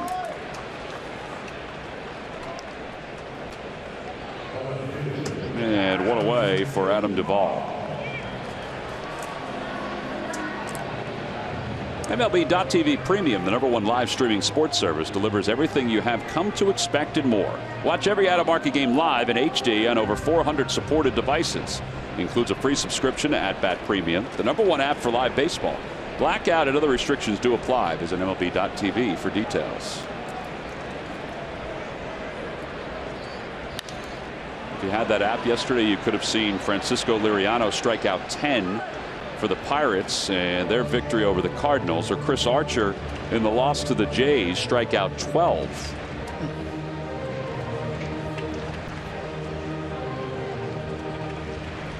Royals beat the Mets last night. Boy, how long did those ceremonies go on in Kansas City last night? We were out having supper, and I said, are they ever going to start this game? 0-1 pitch coming to Duvall. Swing and a miss, 0-2. Is that your first supper or your second supper? I was hungry last night, okay? That is a true story.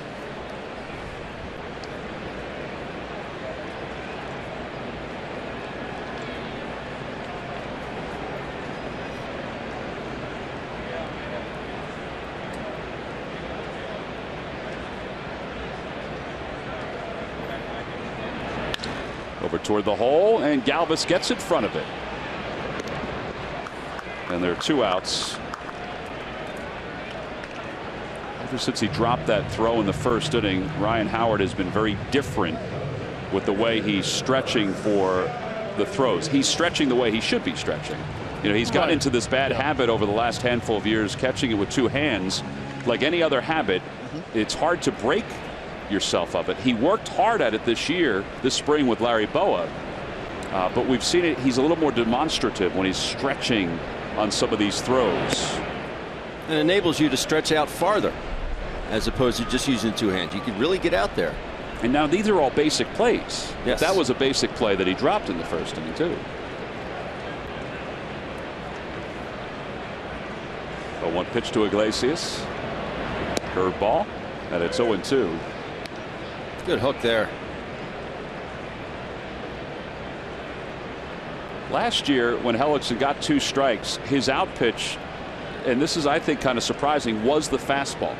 Threw it 44% of the time.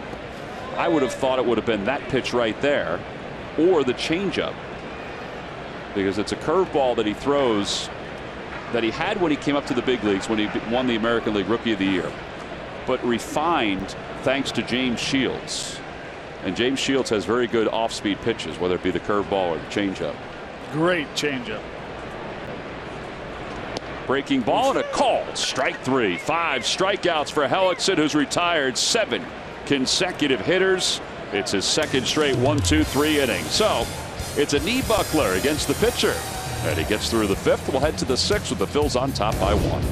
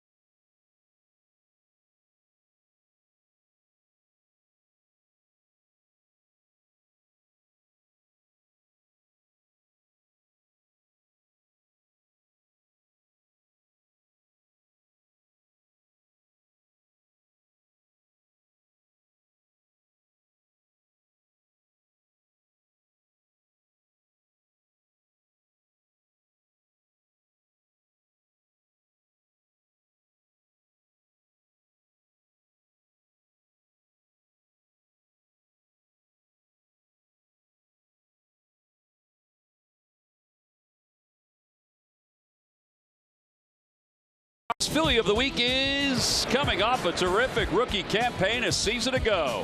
Out of the Rule 5 draft and into the Phillies lineup, Odubel Herrera took the bull by the horns and swung his bat with consistency, putting himself among the major league's best rookies in average, hits, doubles, and stolen bases. He also became the first Phillies rookie to achieve 25 doubles and 14 steals since Jimmy Rollins did so 15 years ago. El Torito made a big first impression in 2015. And it's brought to you by Independence Blue Cross. Live fearless. Well, Odubel so far in this afternoon's ball game is 0 for 3, but the Phils have a 1-run lead. They have 6 hits. They've had base runners against Iglesias as we begin the top of the 6th inning.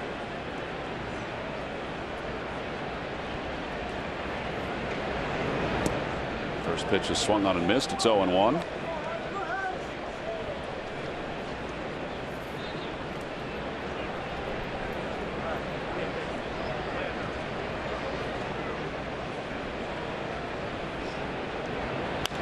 One's pulled foul off the foot of the tarp, and it's 0-2.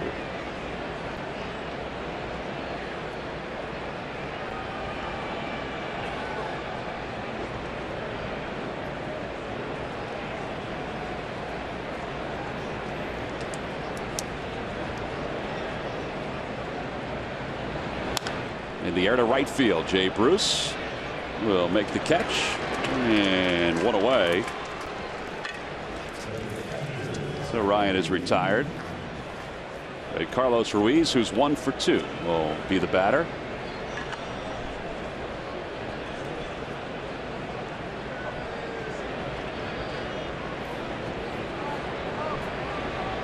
Ryan didn't miss that pitch by much. No, he didn't. It was just out in front, just a hair.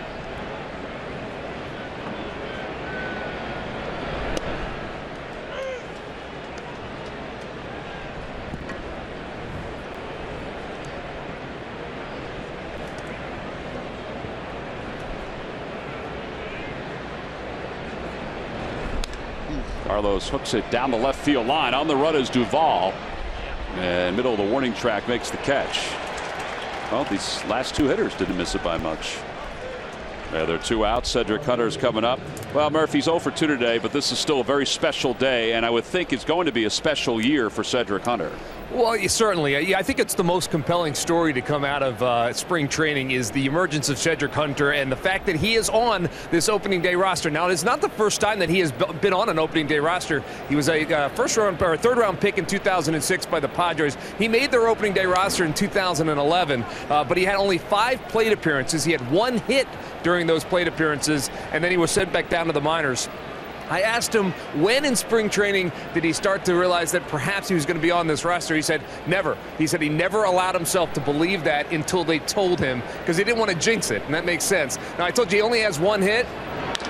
Well, he had never got that baseball. They put the baseball aside. They were ready to mark it up like they always do for players' first hit. He never got the baseball. Still searching for that next hit, and hopefully they get the baseball out of that one for Cedric Hunter, guys. That's an amazing story. I read that the other day, and I heard him telling you that too. And it's amazing that nobody was able to find that baseball and present it to him properly. Maybe one day he'll get that opportunity.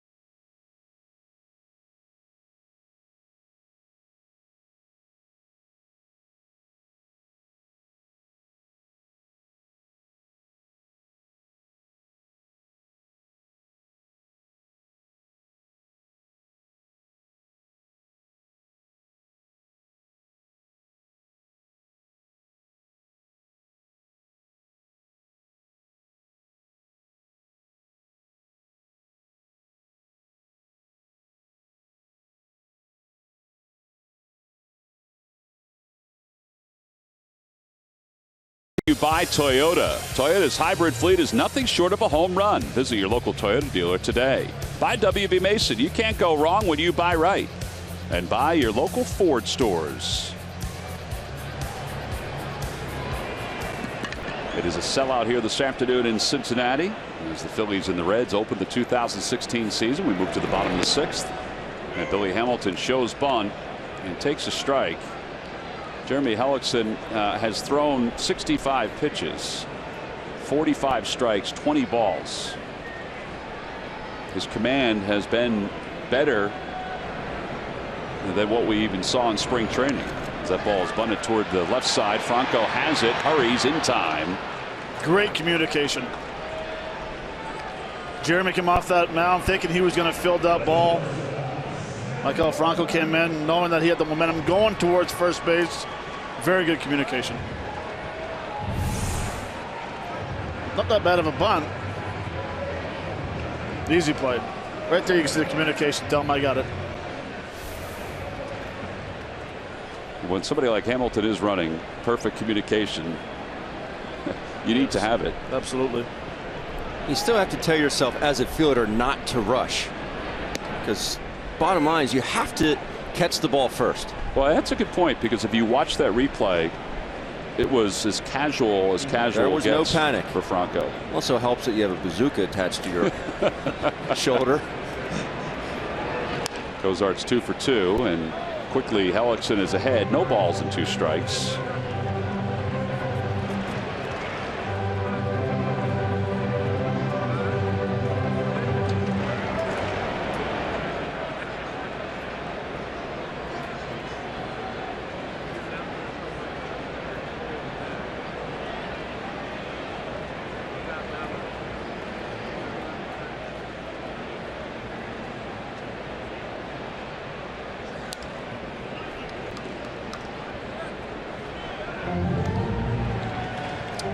Jumbo Diaz warming up in the bullpen for the Reds.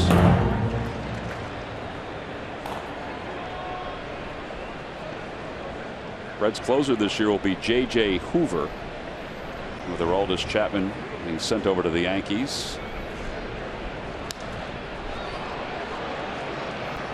And it remains no balls and 2 strikes.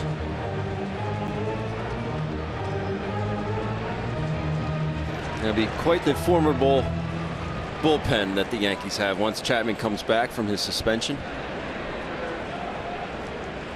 They have 1, 2, 3 in the leagues in strikeout last year. Out of the bullpen. Of the bullpen. Yeah. Up and inside. He used to say that when Mariano Rivera was the closer, that it was a 7-inning game basically, because he could throw, you know, certain games he could throw 2 innings at a time. Well, it's shortened even more once those guys get it all back. Line drive, base hit for Cozart. He's 3 for 3. He's going to have his second extra base hit. A double his first time up, a single his second time up, and now a 1-out double here in the 6th inning. He has all 3 hits for the Cincinnati Reds here this afternoon. Well, he settles it at second. It's time now for our Jeep Stump the Fans trivia quiz answer. All right, guys, here we go. Who was the Reds' winning pitcher the last time the Phillies played them on opening day in 1986? Well, your clue did help at first. Thought it would be Jose Rijo, which would have been wrong, but we go with Mario Soto. Mario Soto is correct. He went 5 2/3. And Ben, who did he oppose that day? It had to be lefty. Steve Carlton. Carlton allowed 7 earned runs in 4 innings of work. Log back on to Phillies.com to find out if you're the winner of a Phillies prize pack. Suarez hits one out toward right field. Borges venturing back. Tagging at second is Cozart. And the throw goes to second base as Cozart goes to third. So 2 outs here in the 6th inning. Talk about bullpens. Nobody had a better bullpen than the Nasty Boys while we're in Cincinnati. Storm and Norman, Norm Charlton, Randall Kay, Randy Myers, and Rob Dibble. Good luck with those 3. All throwing 100. Charlton did appear in that ball game, by the way, in '86. Thanks for reminding me. My first 3 at bats was next door at the old stadium. All 3 versus Dibble. My first 3 major league at bats. Welcome to the big leagues. Did you see any of the pitches? Yeah, the one that was through behind my head and laughed at me. Still talk about that when I see him once in a while. Joey Votto has struck out twice today, and he takes low. 1 ball and no strikes.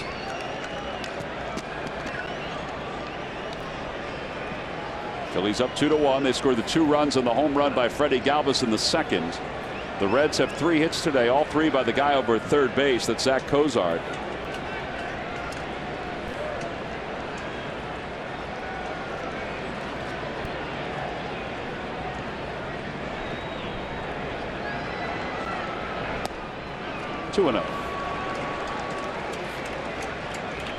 He's gotten Votto twice, and his last at bat, that was one of the ugliest swings you will ever see. Particularly from him. It's out of Joey Votto. James Russell's the lefty. Genmar Gomez is the right-hander for the Phillies. And as we get a peek into what Pete Maccannon's thinking as we get to the back end of this ball game.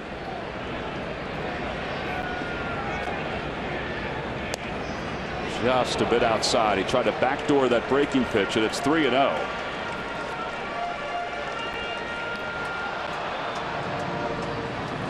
Votto last year among the league leaders in intentional walks.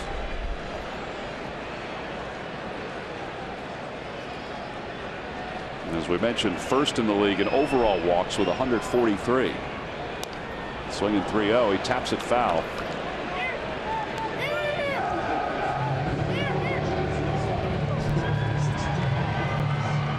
I don't think he was very happy with that swing. That was almost a contact swing instead of a drive the ball swing.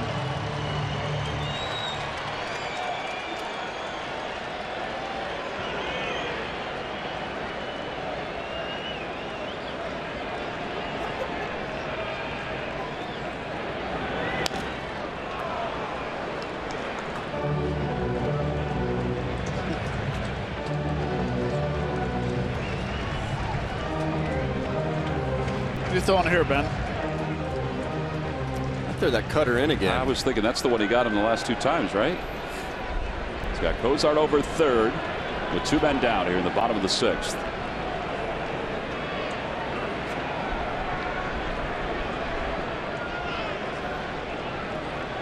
Chokes up even a little bit more with a count 3-2. Swing and a miss. He got him. He threw him a fastball the inside part of the plate.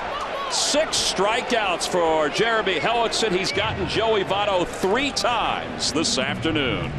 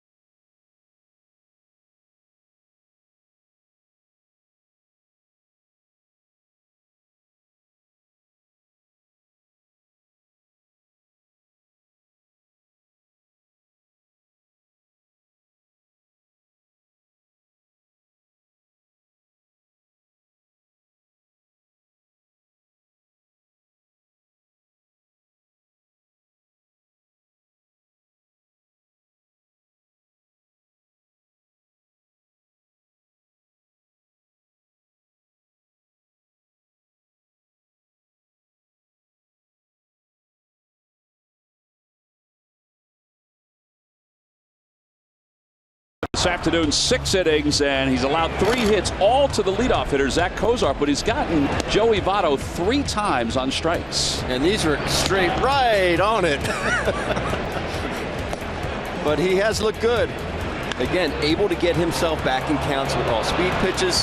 So to induce a double play there on a tremendous play by Freddie. But he has been on his game today. All right, so 6 innings so far. He's allowed just the 3 hits, 1 run. It was an unearned run. Time now for your Delaware Valley Honda dealers game summary. You see the Reds scored that unearned run in the 1st inning. Freddie Galvis has given the Phils a 2-1 lead with a 2-run home run, and Cesar Hernandez has 2 of the 6 hits this afternoon for the Phils. Raisel Iglesias is done after 6 innings. He scattered 6 hits, picked up 7 strikeouts along the way, and he'll give way to Jumbo Diaz. Jumbo last year 4.18 ERA. 70 strikeouts in 60 1/3 innings of work. Big man's got a good arm. Fastball 95-98. Slider 85-88. And has a very good split finger fastball at 88-91. Yeah, he was a rookie in 2014. He was one of the oldest rookies at the age of 30. Oldest rookies that year as Borges greets him with a pop-up foul off the first base line and out of play. It's 0-1. Peter Borges is 0 for 2. He struck out looking. He's also grounded out to third. Well, our first look at Raisel Iglesias, he's a pretty good pitcher. Yeah. Ben was saying he was glad he was out of the game because he looks like he could keep you off balance. He can throw hard. He can throw the off-speed pitches for strikes as well. Good, nice stuff. To see why they signed him to a 7-year free agent contract when he defected from Cuba. They backed him off in spring training this year as well. Didn't pitch as much because they wanted him to last longer through the season and remain strong. Diaz is ready. The 0-2 pitch coming to Peter Borges. And a strike 3 call on the inside part of the plate. Phillies have struck out 8 times here this afternoon. As Borges goes down looking.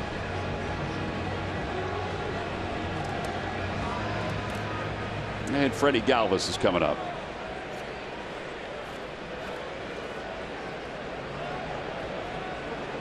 Well, you said they struck out 8 times, 4 of them looking. which to me tells me that they're thinking way too much with 2 strikes. Freddie shows bunt, and the ball goes right by Mesoraco. I guess he pulled the bat head back, so it's 1 ball and no strikes. Emmanuel Burris has come out in the on-deck circle, so Hellickson looks like he's done after 79 pitches over 6 innings.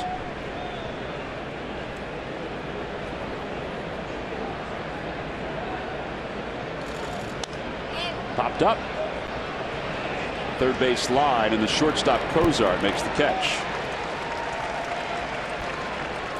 A reminder that McDonald's opening night will be Tuesday, April 12th, when the Phillies take on the Padres. That's game 2 of that series.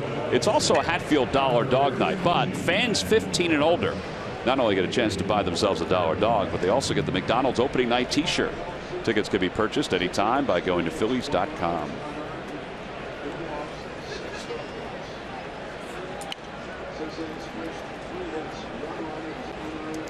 Phillies fans have made their way here to Cincinnati, some who live in this area and some who have ventured out from the Delaware Valley. Others are back home watching at the Xfinity Live. Hope they're having a great day as Emmanuel Burris makes his Phillies debut. Guys, a little surprised that Hellickson's out of the game with just 79 pitches. I went back to look at some of his spring training numbers. 2 innings, 5 innings, 4 2/3, 4 2/3. I mean, pitch count wise, yes, but game wise, I think we just see this more and more. It doesn't matter, who it is. As Jumbo Diaz makes a nice play and retires Burris. So 1-2-3, top of the 7th. Hellickson's afternoon is complete after 6 innings. He'll leave with a 1-run lead, and we'll go to the Phil's bullpen.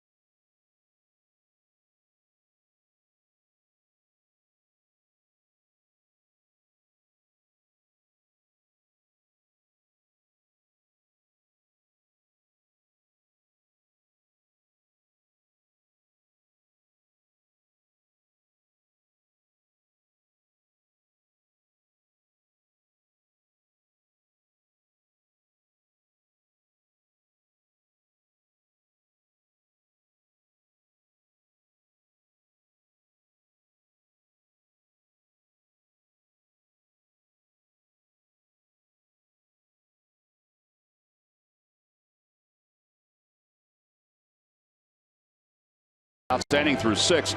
A reminder that Turkey Hill Kids opening night will be Saturday, April 16th, when the Phillies take on the Washington Nationals. All kids 14 and older will receive the kids pullover jacket. Tickets can be purchased by going to Phillies.com.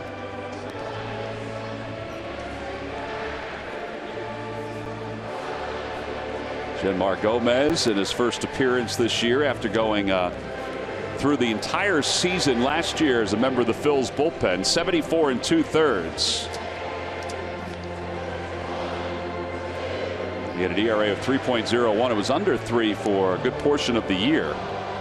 And this is basically the role he had last season, guys. Bottom in the 7th inning, 8th inning. That's when Genmar would come in. He kind of worked himself into a pivotal role toward the back of the Phillies bullpen.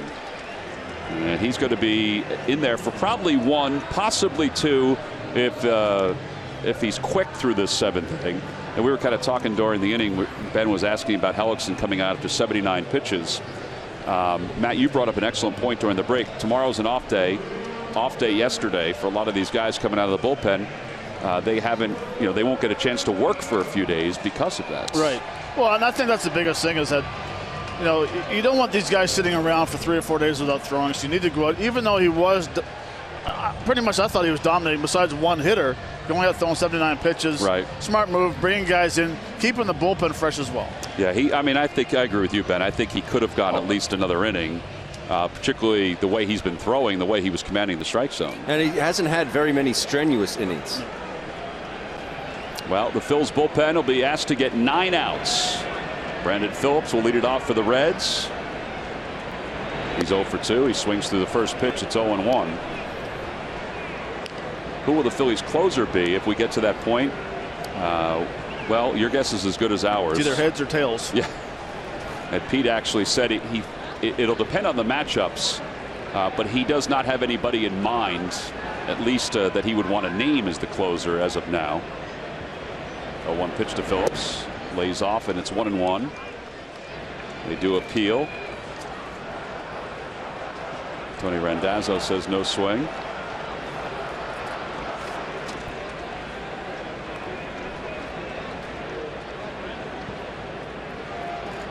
Managing on opening day is not lost on Pete Mackanin in the big leagues. This is something that's very special to him, just as it is for the players to be out there for opening day. Particularly in this city, where he had a lot of nice things to say about not only the people in this city where he coached and managed, but also because he was the interim here, did not get the job, and now returns to open the season as the Phillies manager here in Cincinnati. 2 balls and 2 strikes. Interesting with his press conference today. No one asked him the question, are you nervous? Matt, the microphone was there. You could have asked the question. That's not my job, no. I was just sitting there for the support. You were fodder for him. He did say that. He threw him under the bus. Well, yeah.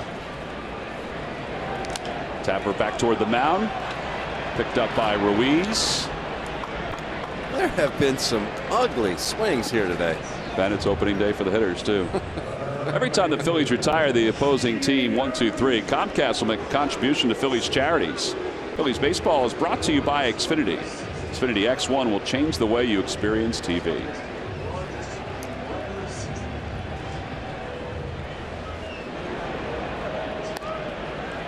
Here's Jay Bruce, who was 0 for 2.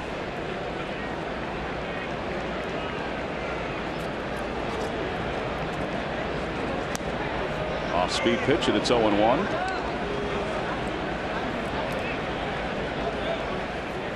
And I must say that some of the ugly swings we have seen has nothing to do with opening day and trying too much. It means that your pitchers are making tremendous pitches. Joey Votto has taken some swings that were, I think bat speed's quicker than underwater. So as much as I hate to say it, you got to tip your cap to some pitchers. But early, usually your first at bat, you're wired. Then all of a sudden you calm down a little bit. Yeah, I would think that's a good way of putting it. I think you're wired. I think your adrenaline is, and you guys alluded to this before, you want to get that 0 off the board to get that first hit. Because there's an off day the next day, and if you don't get a hit or if you make a mistake, it's got to. You start thinking about it. 1-2 to Jay Bruce. 1 man down here in the bottom of the 7th. Try to bury him with a changeup, and it's 2-2. I'd say the players are more anxious than nervous. Yes.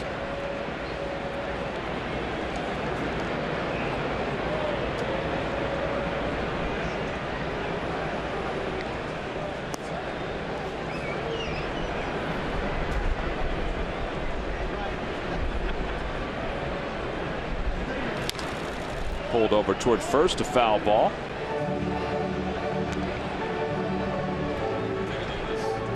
Time to take a look at the Toyota Major League scoreboard. San Francisco became the first team since 1997 to go back to back to back with home runs in a game on opening day.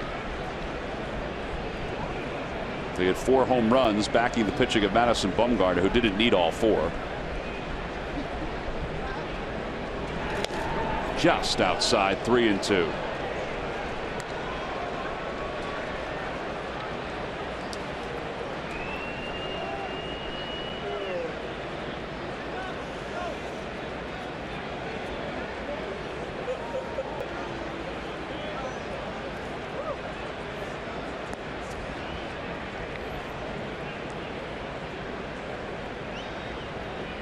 Got him. He went after a pitch up in the strike zone. And there are 2 outs. I know Chooch isn't throwing the ball for these pitchers, but I like what he's done. He's gone in and out, up and down, really mixing a variety of pitches. That's a changeup there. But he has done just an excellent job. You don't see these pitchers shaking him a whole lot, but I like how he's really mixed it up. He's done a very good job of blocking the ball as well today.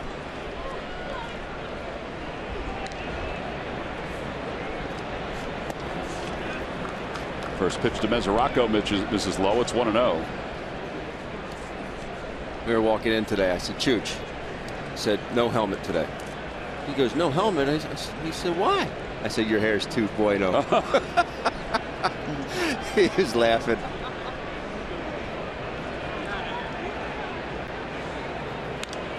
Popped up left side. Gomez is calling for it. He better get out of the way. Galvis will make the catch. And the side is retired. Excellent job by Genmar Gomez. Reds go down in order, and we'll head to the 8th.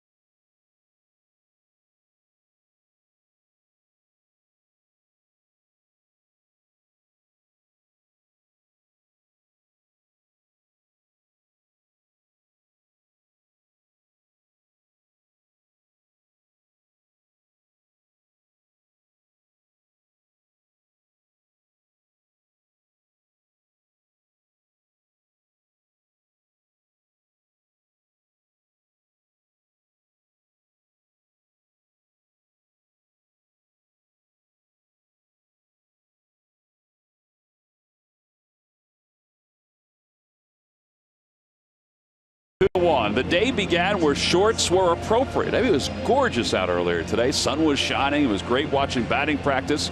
It has cooled off as we've gotten into the early evening hours here. But the Phils lead it 2-1. I even had to put Matt's jacket on. Where is your jacket? It's in the hotel room. Oh, okay, good.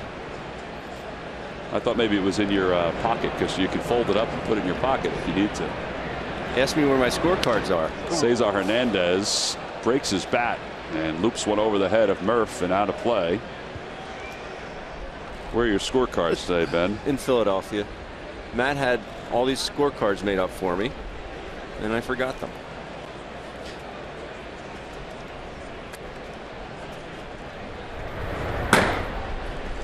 David Hernandez is warming up in the bullpen for the Phils. I think we're getting closer to figuring out if the Phillies have a lead, who would be coming in to close if Hernandez is going to pitch the 8th inning. For today. For today. Just for today.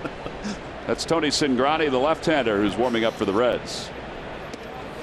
As Cesar takes inside, 1-1.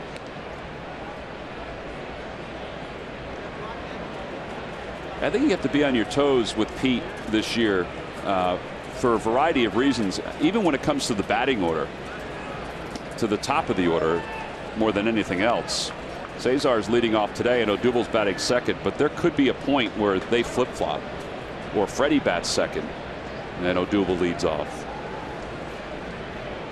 I mean, Pete would probably like to have everything set, but he realizes that it might be a work in progress.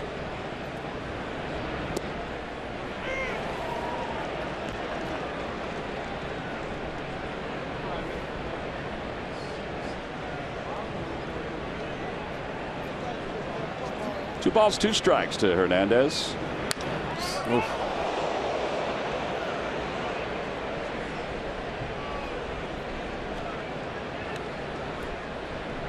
Murph, did you yell heads up to everybody over there as the ball was scorching into the crowd? I did, but it was about 10 seconds too late, I think. Heads off. Already had found its way. That one came in hot. That wasn't heads up. That was heads off.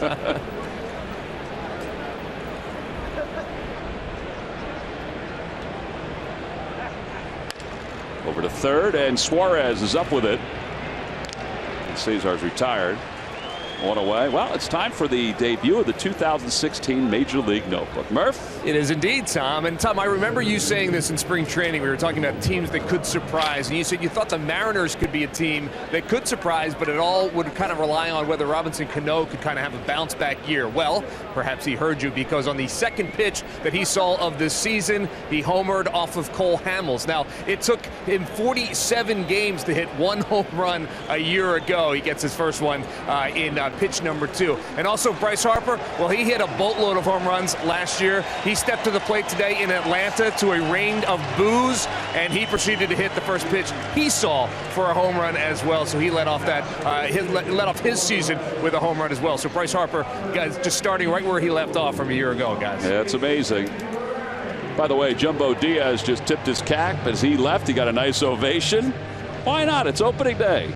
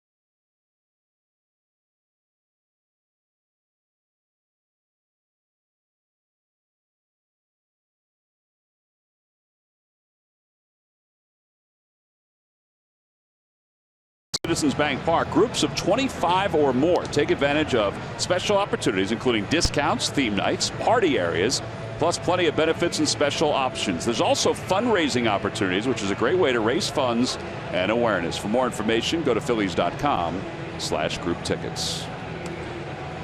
With one man down here at the top of the 8th inning, Tony Cingrani will be the new pitcher for the Reds. He's on to face Odubel Herrera. Odubel was 0 for 3. He has struck out, flied out, and reached on a fielder's choice. Cingrani's numbers from last year: 39 strikeouts and 33 1/3.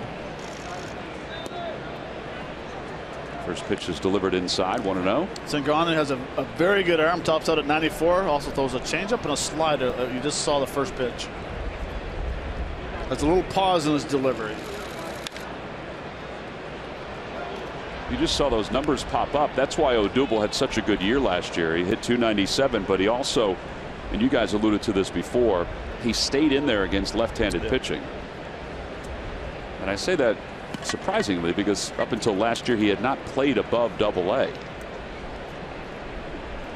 The man can just hit. You can dance a little bit too. 2-1. A couple of these sliders have backed up. I actually like it right now, him facing a left-hander. Now, if he gets a hit, he gets a hit. But what it does is it makes him stay in there a little longer and see the ball a little better. When you face a right-hander, sometimes you feel so comfortable that you start jumping a little bit too much, or your timing's off a little bit by getting your foot down. But with a left-hander, you have to recognize the pitch and you have to use your hands. Face the lefty on lefty. Now, it might not. He just took a very nice swing. He might not get a knock out of it, but he's probably going to feel a little better going back to the bench or whatever happens. Takes it a bit low. It's 3-2. This is probably one and done for Cingrani. At least it seems that way.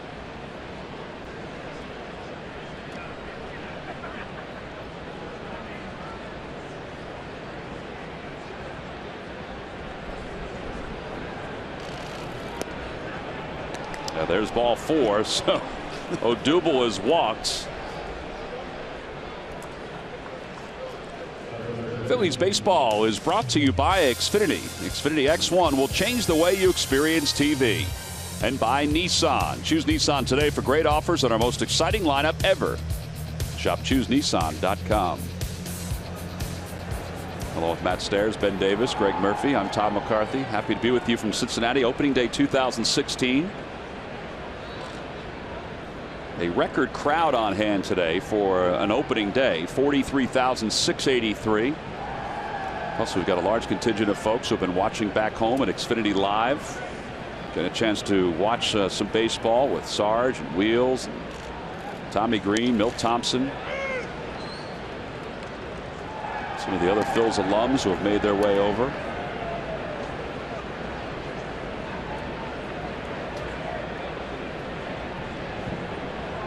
Michael Franco's 1 for 3 this afternoon. And he waves at the 0-1 fastball. It's 0-2. That was one of those swings I alluded to earlier. Just trying to hit it over that bridge in left field.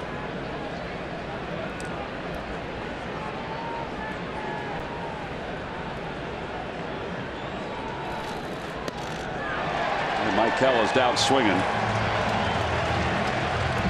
And that's the second out. And Darren Ruff will pinch hit for Ryan Howard. Now Darren may not face Cingrani here. In fact, he's not going to. Ross Ohlendorf has been loosening up in the bullpen. So Ohlendorf is going to come on to face Darren Ruff. The way Darren has swung the bat, though, in spring training against right-handers, that doesn't really matter as far as he goes. So we've got another pitching change here in Cincinnati. Top of the 8th inning. The Phillies lead it by 1. They've got a runner on and a pinch hitter due up.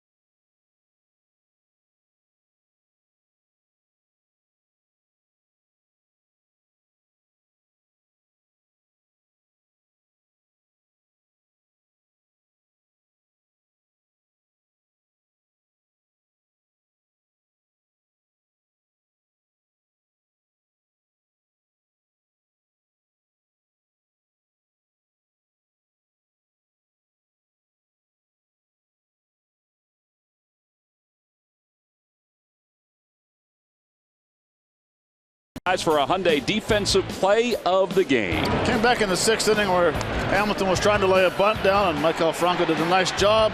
taking control, making a nice, easy play on a very fast runner getting first base. That is your Hyundai defensive play of the game, brought to you by your local Hyundai dealers. Well, this has been a very clean ball game except for the error in the first inning by the Phils. The Phils are looking to add to their lead. They're up 2-1, and Ross Ohlendorf will be the new pitcher for the Reds with 2 outs here in the top of the 8th inning. He's on to face Darren Ruff, who's already been introduced as a pinch hitter. Those are Ohlendorf's numbers from a season ago. He actually went to camp with the Kansas City Royals and thought he had a chance to make that club, was let go, and then signed by the Reds. He has been a well-traveled pitcher. So Darren Ruff, who's coming off a solid spring, will be the batter. First pitch fastball is in there. It's 0-1. We'll see if Ohlendorf pitches the next inning, but he's got the old throwback windup. As a the windup pitcher, yeah. Here he kind of rocks as a reliever. Whoop. In the dirt, blocked by Mesoraco, and it's 1-1. Again, Cincinnati with the infield shift. Playing Darren to hit the ball on the ground to the left side and straight away in the outfield.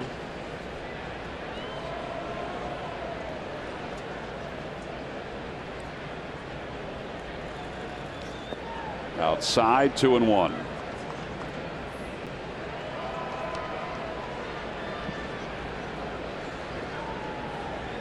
There it is. First pitch strike. Right back into a hitter's count, 2-1. It's all part of what has made this a good spring for him, is that he's gotten himself into good spots. On the outside corner, 2-2. And if anybody ever wondered about whether Pete Mackanin was true to his word that this was going to be a platoon at first base. Now, Darren was probably going to come in for defensive purposes anyway, but there was a lefty that was on the mound, so that's why he was going to pinch hit. Short lead for Odubel. He's back easily. That 2-1 pitch called a strike, but not one you want to go after. Not a whole lot you can do. That was just a filthy pitch.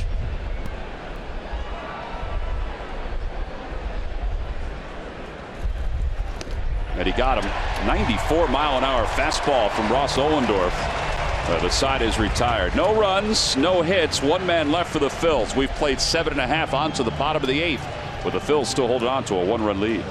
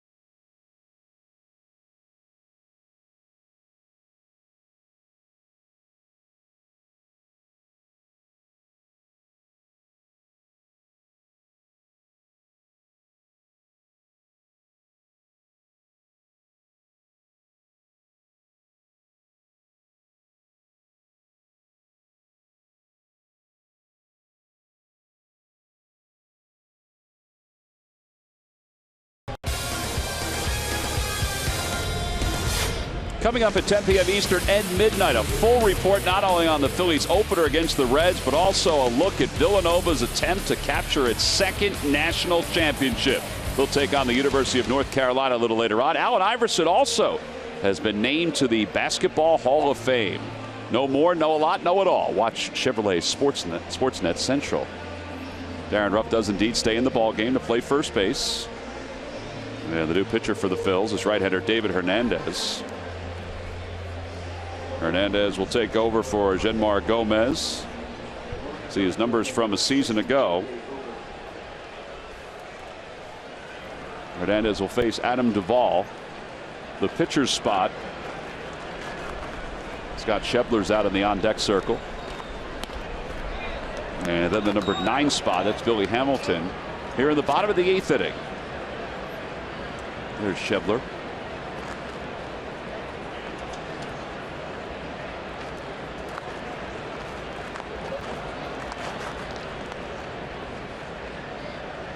Duvall today is 0 for 2. He's flied to left. He's also grounded to shortstop. Nice 7th inning for Genmar Gomez. 1 inning, 1 strikeout. On just 14 pitches. Outside, 1-1.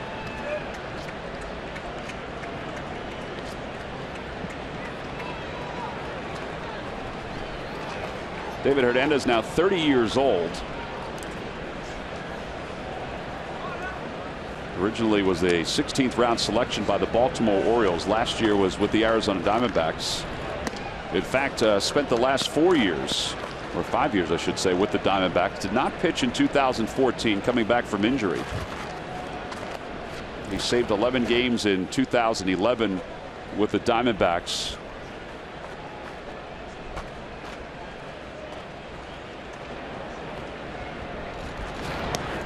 On the inside corner, and it's 2-2.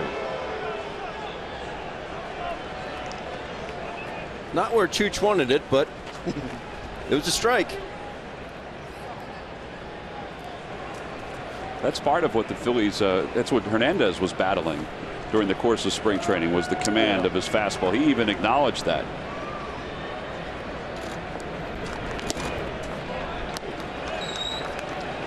It's one thing that really was a pet peeve of mine when I would set up and umpires, pitcher wouldn't hit a spot, but it ended up being a strike regardless, just like that pitch was with Chooch, and the umpire wouldn't call it. I said, it's still a good pitch. So we weren't set up there. There's ball 4. So that is the first walk of the day issued by Phillies pitching. It's only the second base runner for the Reds since the 3rd. So Schebler will come on to bat, and Tyler Holt will go over to pinch run for Duvall. Holt and Duvall will kind of have a platoon going in the outfield for the Reds. Murph gave that story before about the Phils having all these young guys on their opening day roster. The Reds are kind of in the same boat.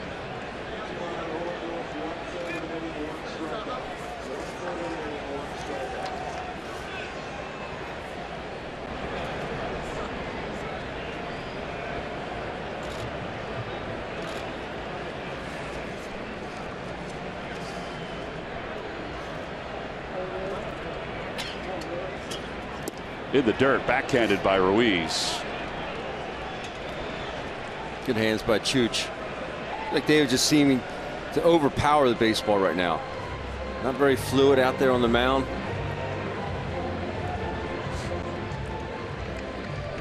Well, some of the additions to the Reds roster this year, Schebler, Simon re-added to the roster after spending the year with the Detroit Tigers. J.C. Ramirez, former Phil.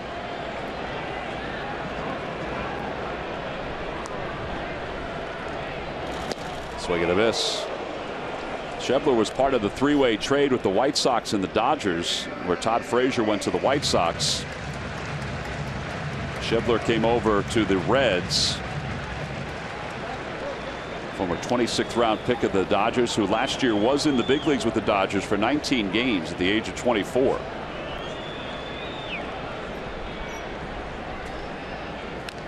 Fouls it back to the screen. It's 1-2. Couple big swings there by Schebler.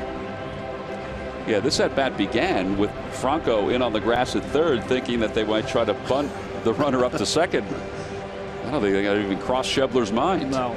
Not with those hacks. No, and actually the swing before that, ball was down the zone. That one he climbed the ladder a little higher. Might as well go a little higher. Or you could. That's an option.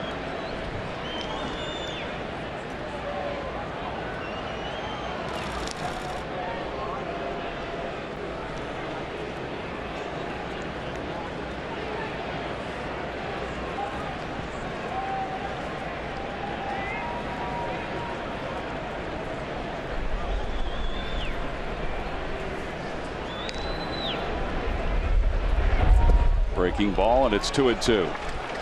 Almost got him to go off at it.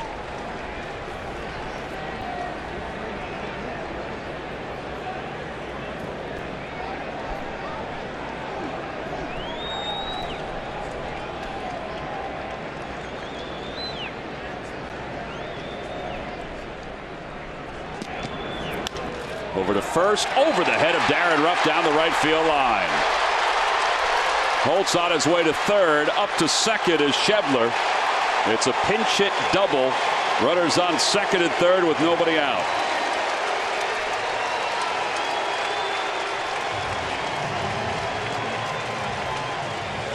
Absolutely nothing Darren Ruff could do about this. Unless he was about 15 feet taller. Ball just bounces right in front of the plate and right over Darren Ruff's head. Now you have second and third, nobody out. Well, that's only the fourth hit of the day and the first one from somebody other than Zach Cozart. So now Billy Hamilton will be the batter. You've got to be leery of a squeeze here with Hamilton. Now he's not only bunting to get the run home from third, but he's also bunting to get on base. And to get the runner from second to third as well. Yep. He has struck out. He's grounded out. The ground out was on a bunt attempt. Franco is in at third. The rest of the infield not all the way in, but they're creeping. And a breaking ball, and it's 1-0. This is kind of a carryover for Hernandez from spring training into the regular season, at least in this initial outing.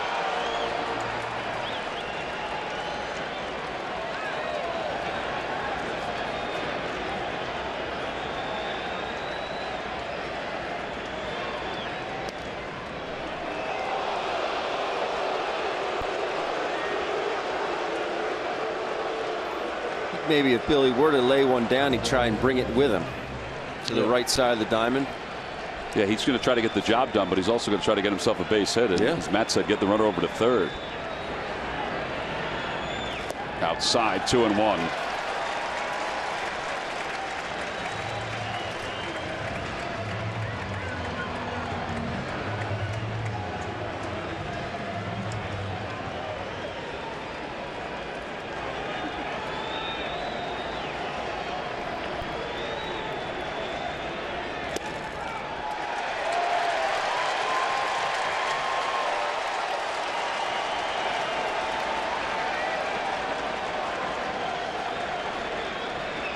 Zach Cozart's 3 for 3 this afternoon in the on-deck circle.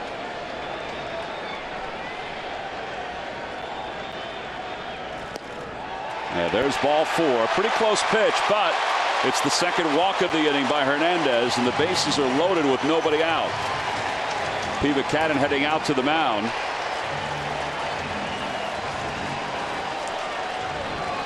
And he has signaled to the bullpen, so the Phillies will dip back into the pen. And it will be James Russell who's coming in. So a pitching change with the bases loaded. Nobody out here in the bottom of the 8th. The Phils lead the Reds by 1.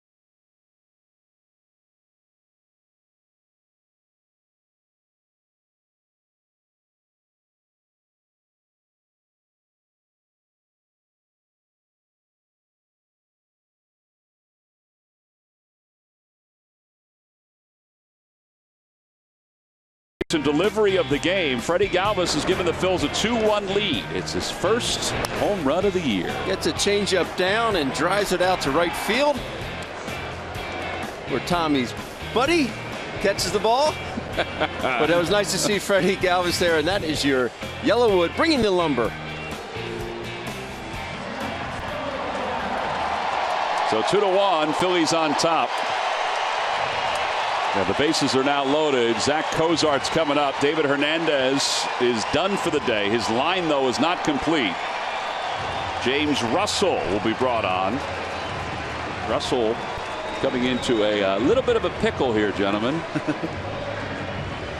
Phillies will play the infield in, not all the way. This is where the middle infielders will make a decision. If the ball's hit sharp enough, they might come home. Otherwise, they'll probably try to turn 2 and get some outs, up by 1.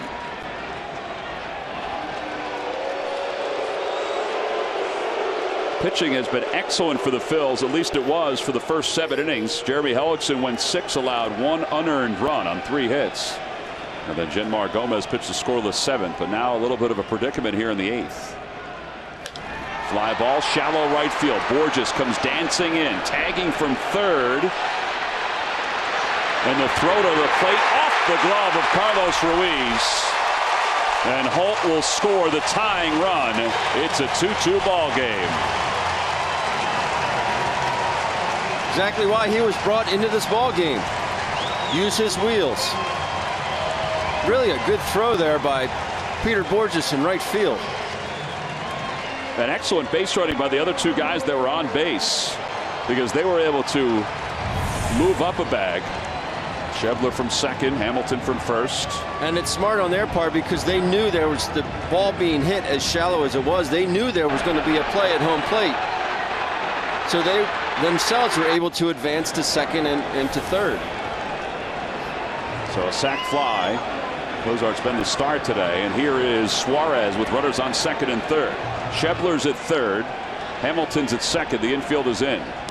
First pitch is in there. It's 0-1. Suarez thought that was a little low.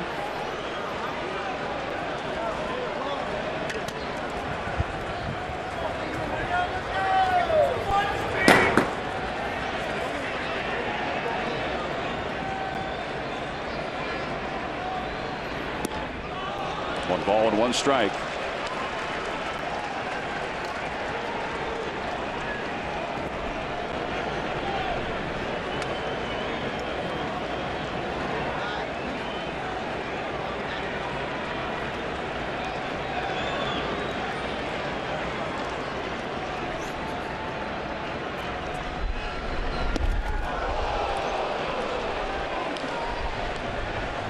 Big old swing with the man on second and 3rd. It was so big it made him look late when it was cut when he went through. See right here, he geared up. That's what you just call just turn and burn. Well, there's no need to in this situation. You have 2nd and 3rd. Bottom line is you want to use the big part of the ballpark. He was trying to hit a 3-run home run there with that type of swing. Ruiz blocks the 1-2 pitch. It evens up at 2 balls and 2 strikes.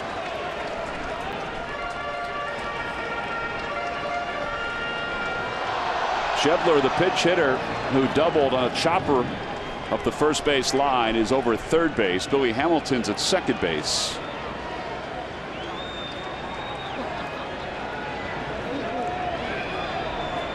And now the 2-2 pitch coming.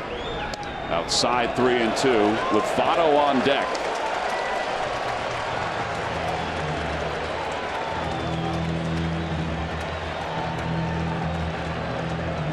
We know about the speed of Hamilton at 2nd, but Schebler in that double, I was very impressed with how fast he got to 2nd base. Moving. And by watching his secondary at 3rd, it doesn't look like he's going on contact. No, he's pretty short. You're right. Ball 4, and that'll load the bases up. That's the 3rd walk of the inning issued by the Phils pitchers. And Joey Votto will bat with the bases loaded. All right, Bo, you see there telling the infielders to stay at 3 depth. 3 depth is basically you're in far enough where you can cut the run down at second base. I mean, cut the run down at home plate, but if it's hit sharply enough, you can still turn 2 up the middle. You see those middle infielders retreating a bit. Votto has struck out 3 times today.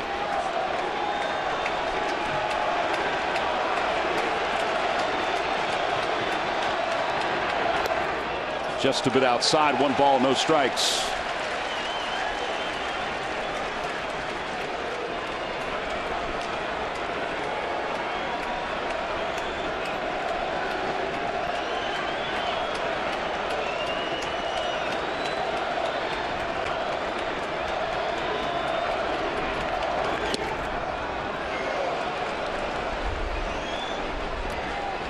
This game is going on. He seems to be getting farther into a squat. Joey Votto. Yeah, he is stretching out a little bit more. Stretching out and getting lower.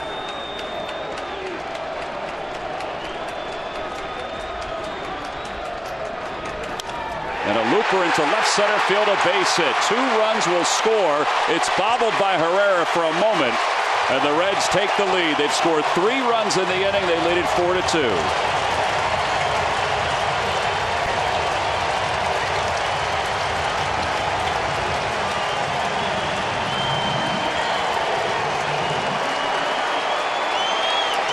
Nobody feels better than that man right there after his 3 punch-outs today.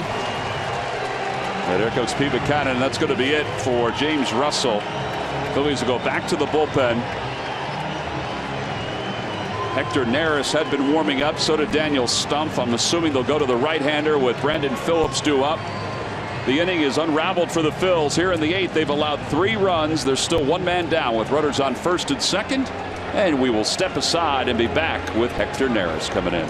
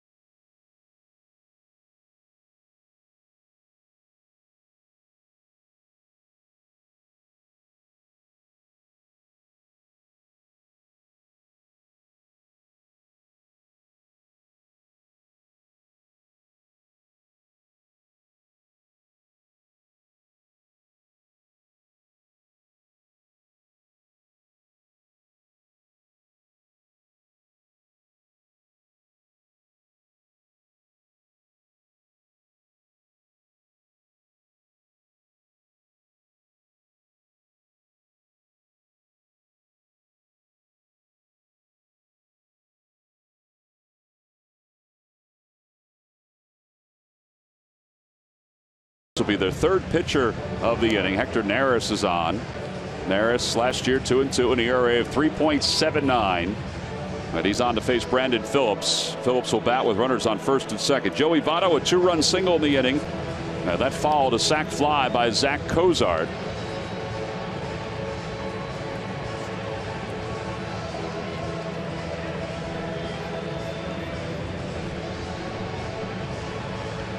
So Neris is going to try to get through this 8th inning, give the Phils a chance at the top of the 9th against probably J.J. Hoover. That's who Brian Price has said will be the closer for Cincinnati. The runners lead off first and second.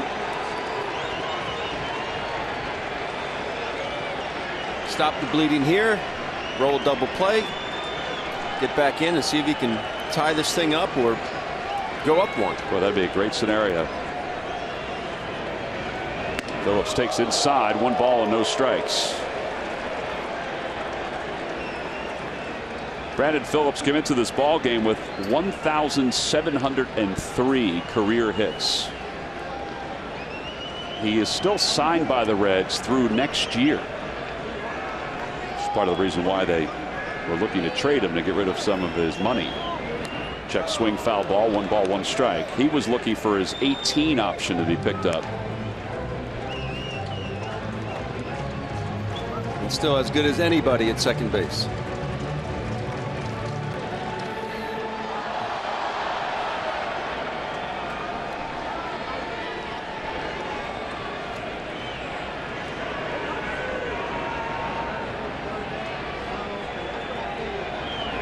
Swing and a miss, 1-2. Good changeup.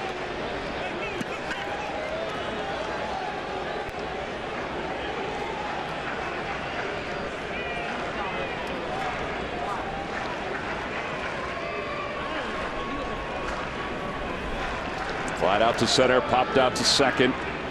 With a little dribbler in front of the plate.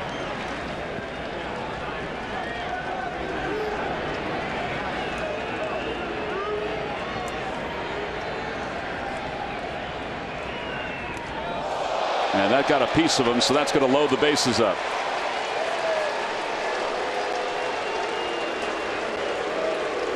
Oh, there's a splitter that got away from Hector Neris there. So 3 walks and now a hit batter in the inning. And it'll bring Jay Bruce to the plate with the bases loaded. First 7 innings, 3 hits, 1 earned run. The 8th inning here, 2 hits, 3 walks, 3 runs.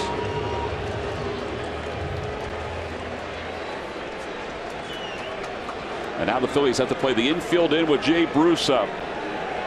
Bruce is 0 for 3. He's grounded out twice and struck out.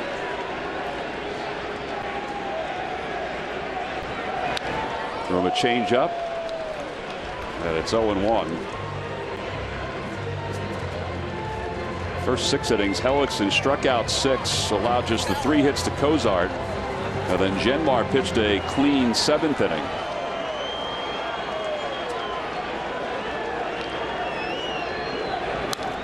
And 2. And this big inning started with the dreaded leadoff walk. Yeah, I mean, it's such a basic thing, but the free passes come back and haunt you more often than not. Well, 3 walks and a hit batter in this inning. Well, especially when you're up by 1. Right. And you have the leadoff walk. Followed by the chopper off a home plate into right field. Now the 0-2 pitch. Up high off the glove of Ruiz. Just squirts a little bit. Now that's 1-2. You're right, though. When you're only up by 1 run and you walk the leadoff man, you're almost inviting a big inning.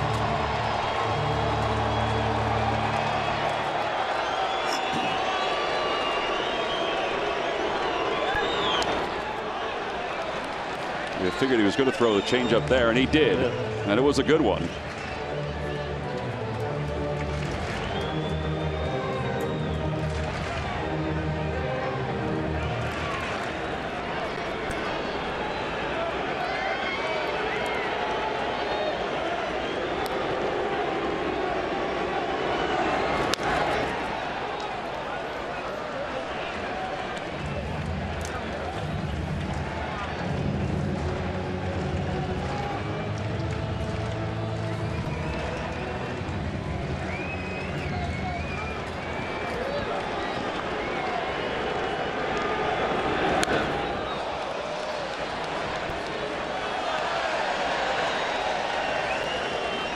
Got lucky on that one. That was actually a pretty good pitch to hit.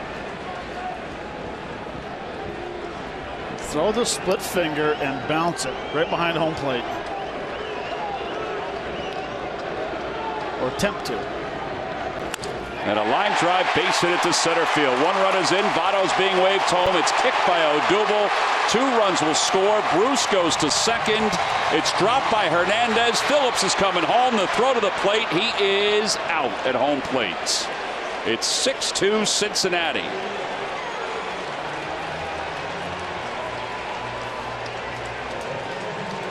Well, I guess it was wishful thinking that the Phillies would be able to quiet the middle of this Reds order for the entire game. Votto a 2-run single. Bruce a 2-run single. It's an off-speed pitch up in the zone. Bruce was getting his timing down. Every pitch he was seeing, and drives this one. Hernandez kind of peaks a little bit before he feels it. And they got a little sloppy right there, and then thankfully Freddie was standing there. Well, they do charge an error to Odubel to allow the runners to move, or at least Bruce to move to second base. So a single, E8, 2 RBIs. And now 9 men have come to the plate in the inning for the Reds, with Bruce at second base and Mesoraco at the plate. A 5-run 8th inning for Cincinnati.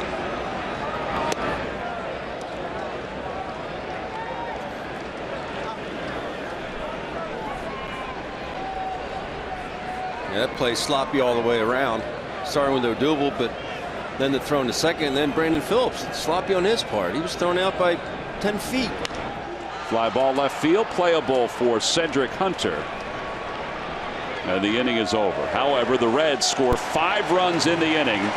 They do so with 3 base hits, but there were 3 walks and a hit batter. Last chance for the Phils as we go to the 9th. It's 6-2 Cincinnati on top.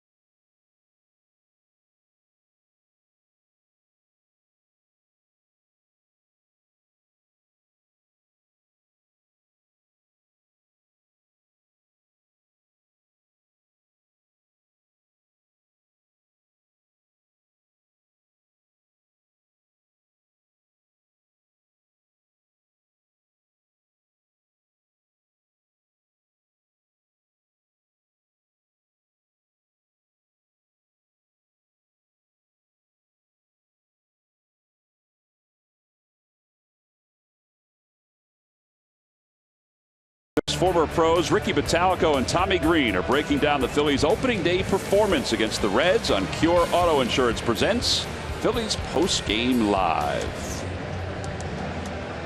Now we go to the top of the 9th inning. The Phillies had a 1-run lead at the bottom of the 8th, but now they trail it by 4. 5-run inning for the Reds, and J.J. Hoover is on.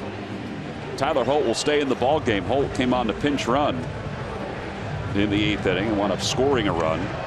So Hoover last year had 1 save. He is the Reds closer now that Aroldis Chapman is over with the Yankees. This is not a save situation, however, but he was all warmed up and ready to go. And they figured, just like everybody else, the off day tomorrow, get him in and see if he can close out a victory as Carlos Ruiz takes high. It's 1-0.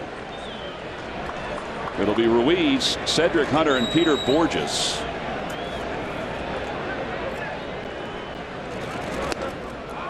One ball, 1 strike.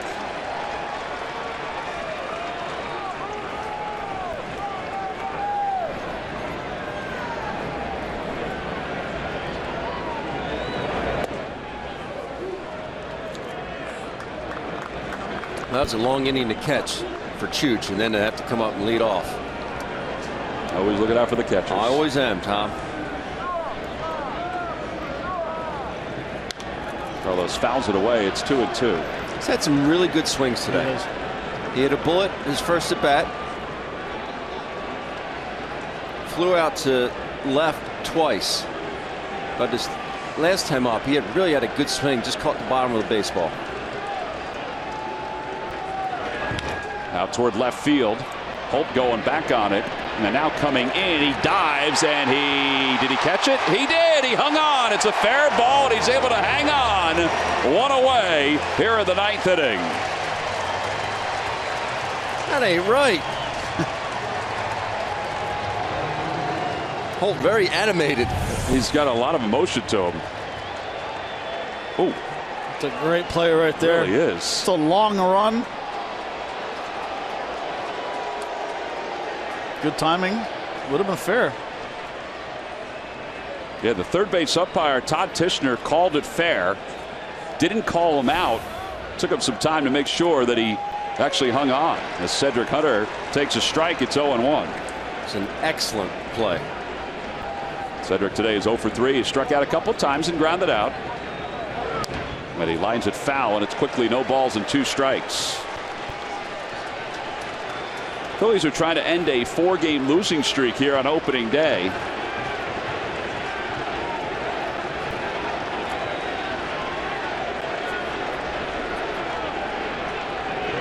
Up high.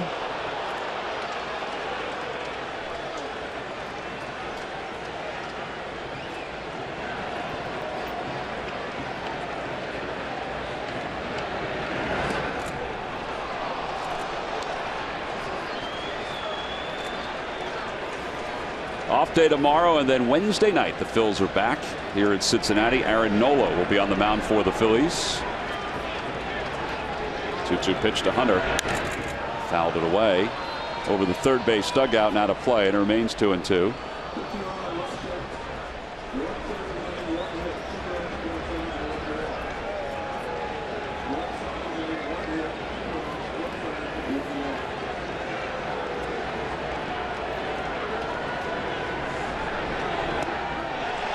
Good take.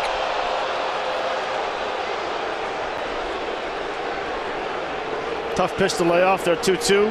That hard slider down and into a left-hander. Yeah, he seems to have had a bunch of those here today.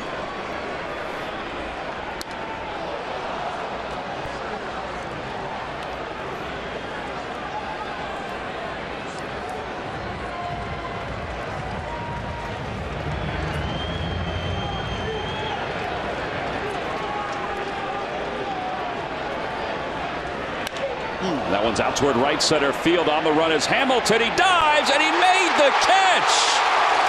The Reds outfielders have robbed the Phillies hitters to start the top of the 9th inning with the first 2 plays. A diving play by Holton left, and now a diving play after a burst of speed by Billy Hamilton in center.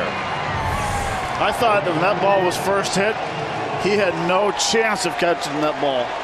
He was playing a little opposite field. Tremendous jump. Another very nice play. He gets up right away, looks at Holt saying, anything you can do, I can do better. Here's Peter Borges, and Borges whacks the first pitch foul off the home plate umpire. It's 0-1. Well, I guess Jay Bruce is out in the right field thinking the next one's coming to him. In fact, I think Brandon Phillips already said that to him after Hamilton threw the ball in. Borges this afternoon is 0 for 3. He struck out twice, and it's 0-2.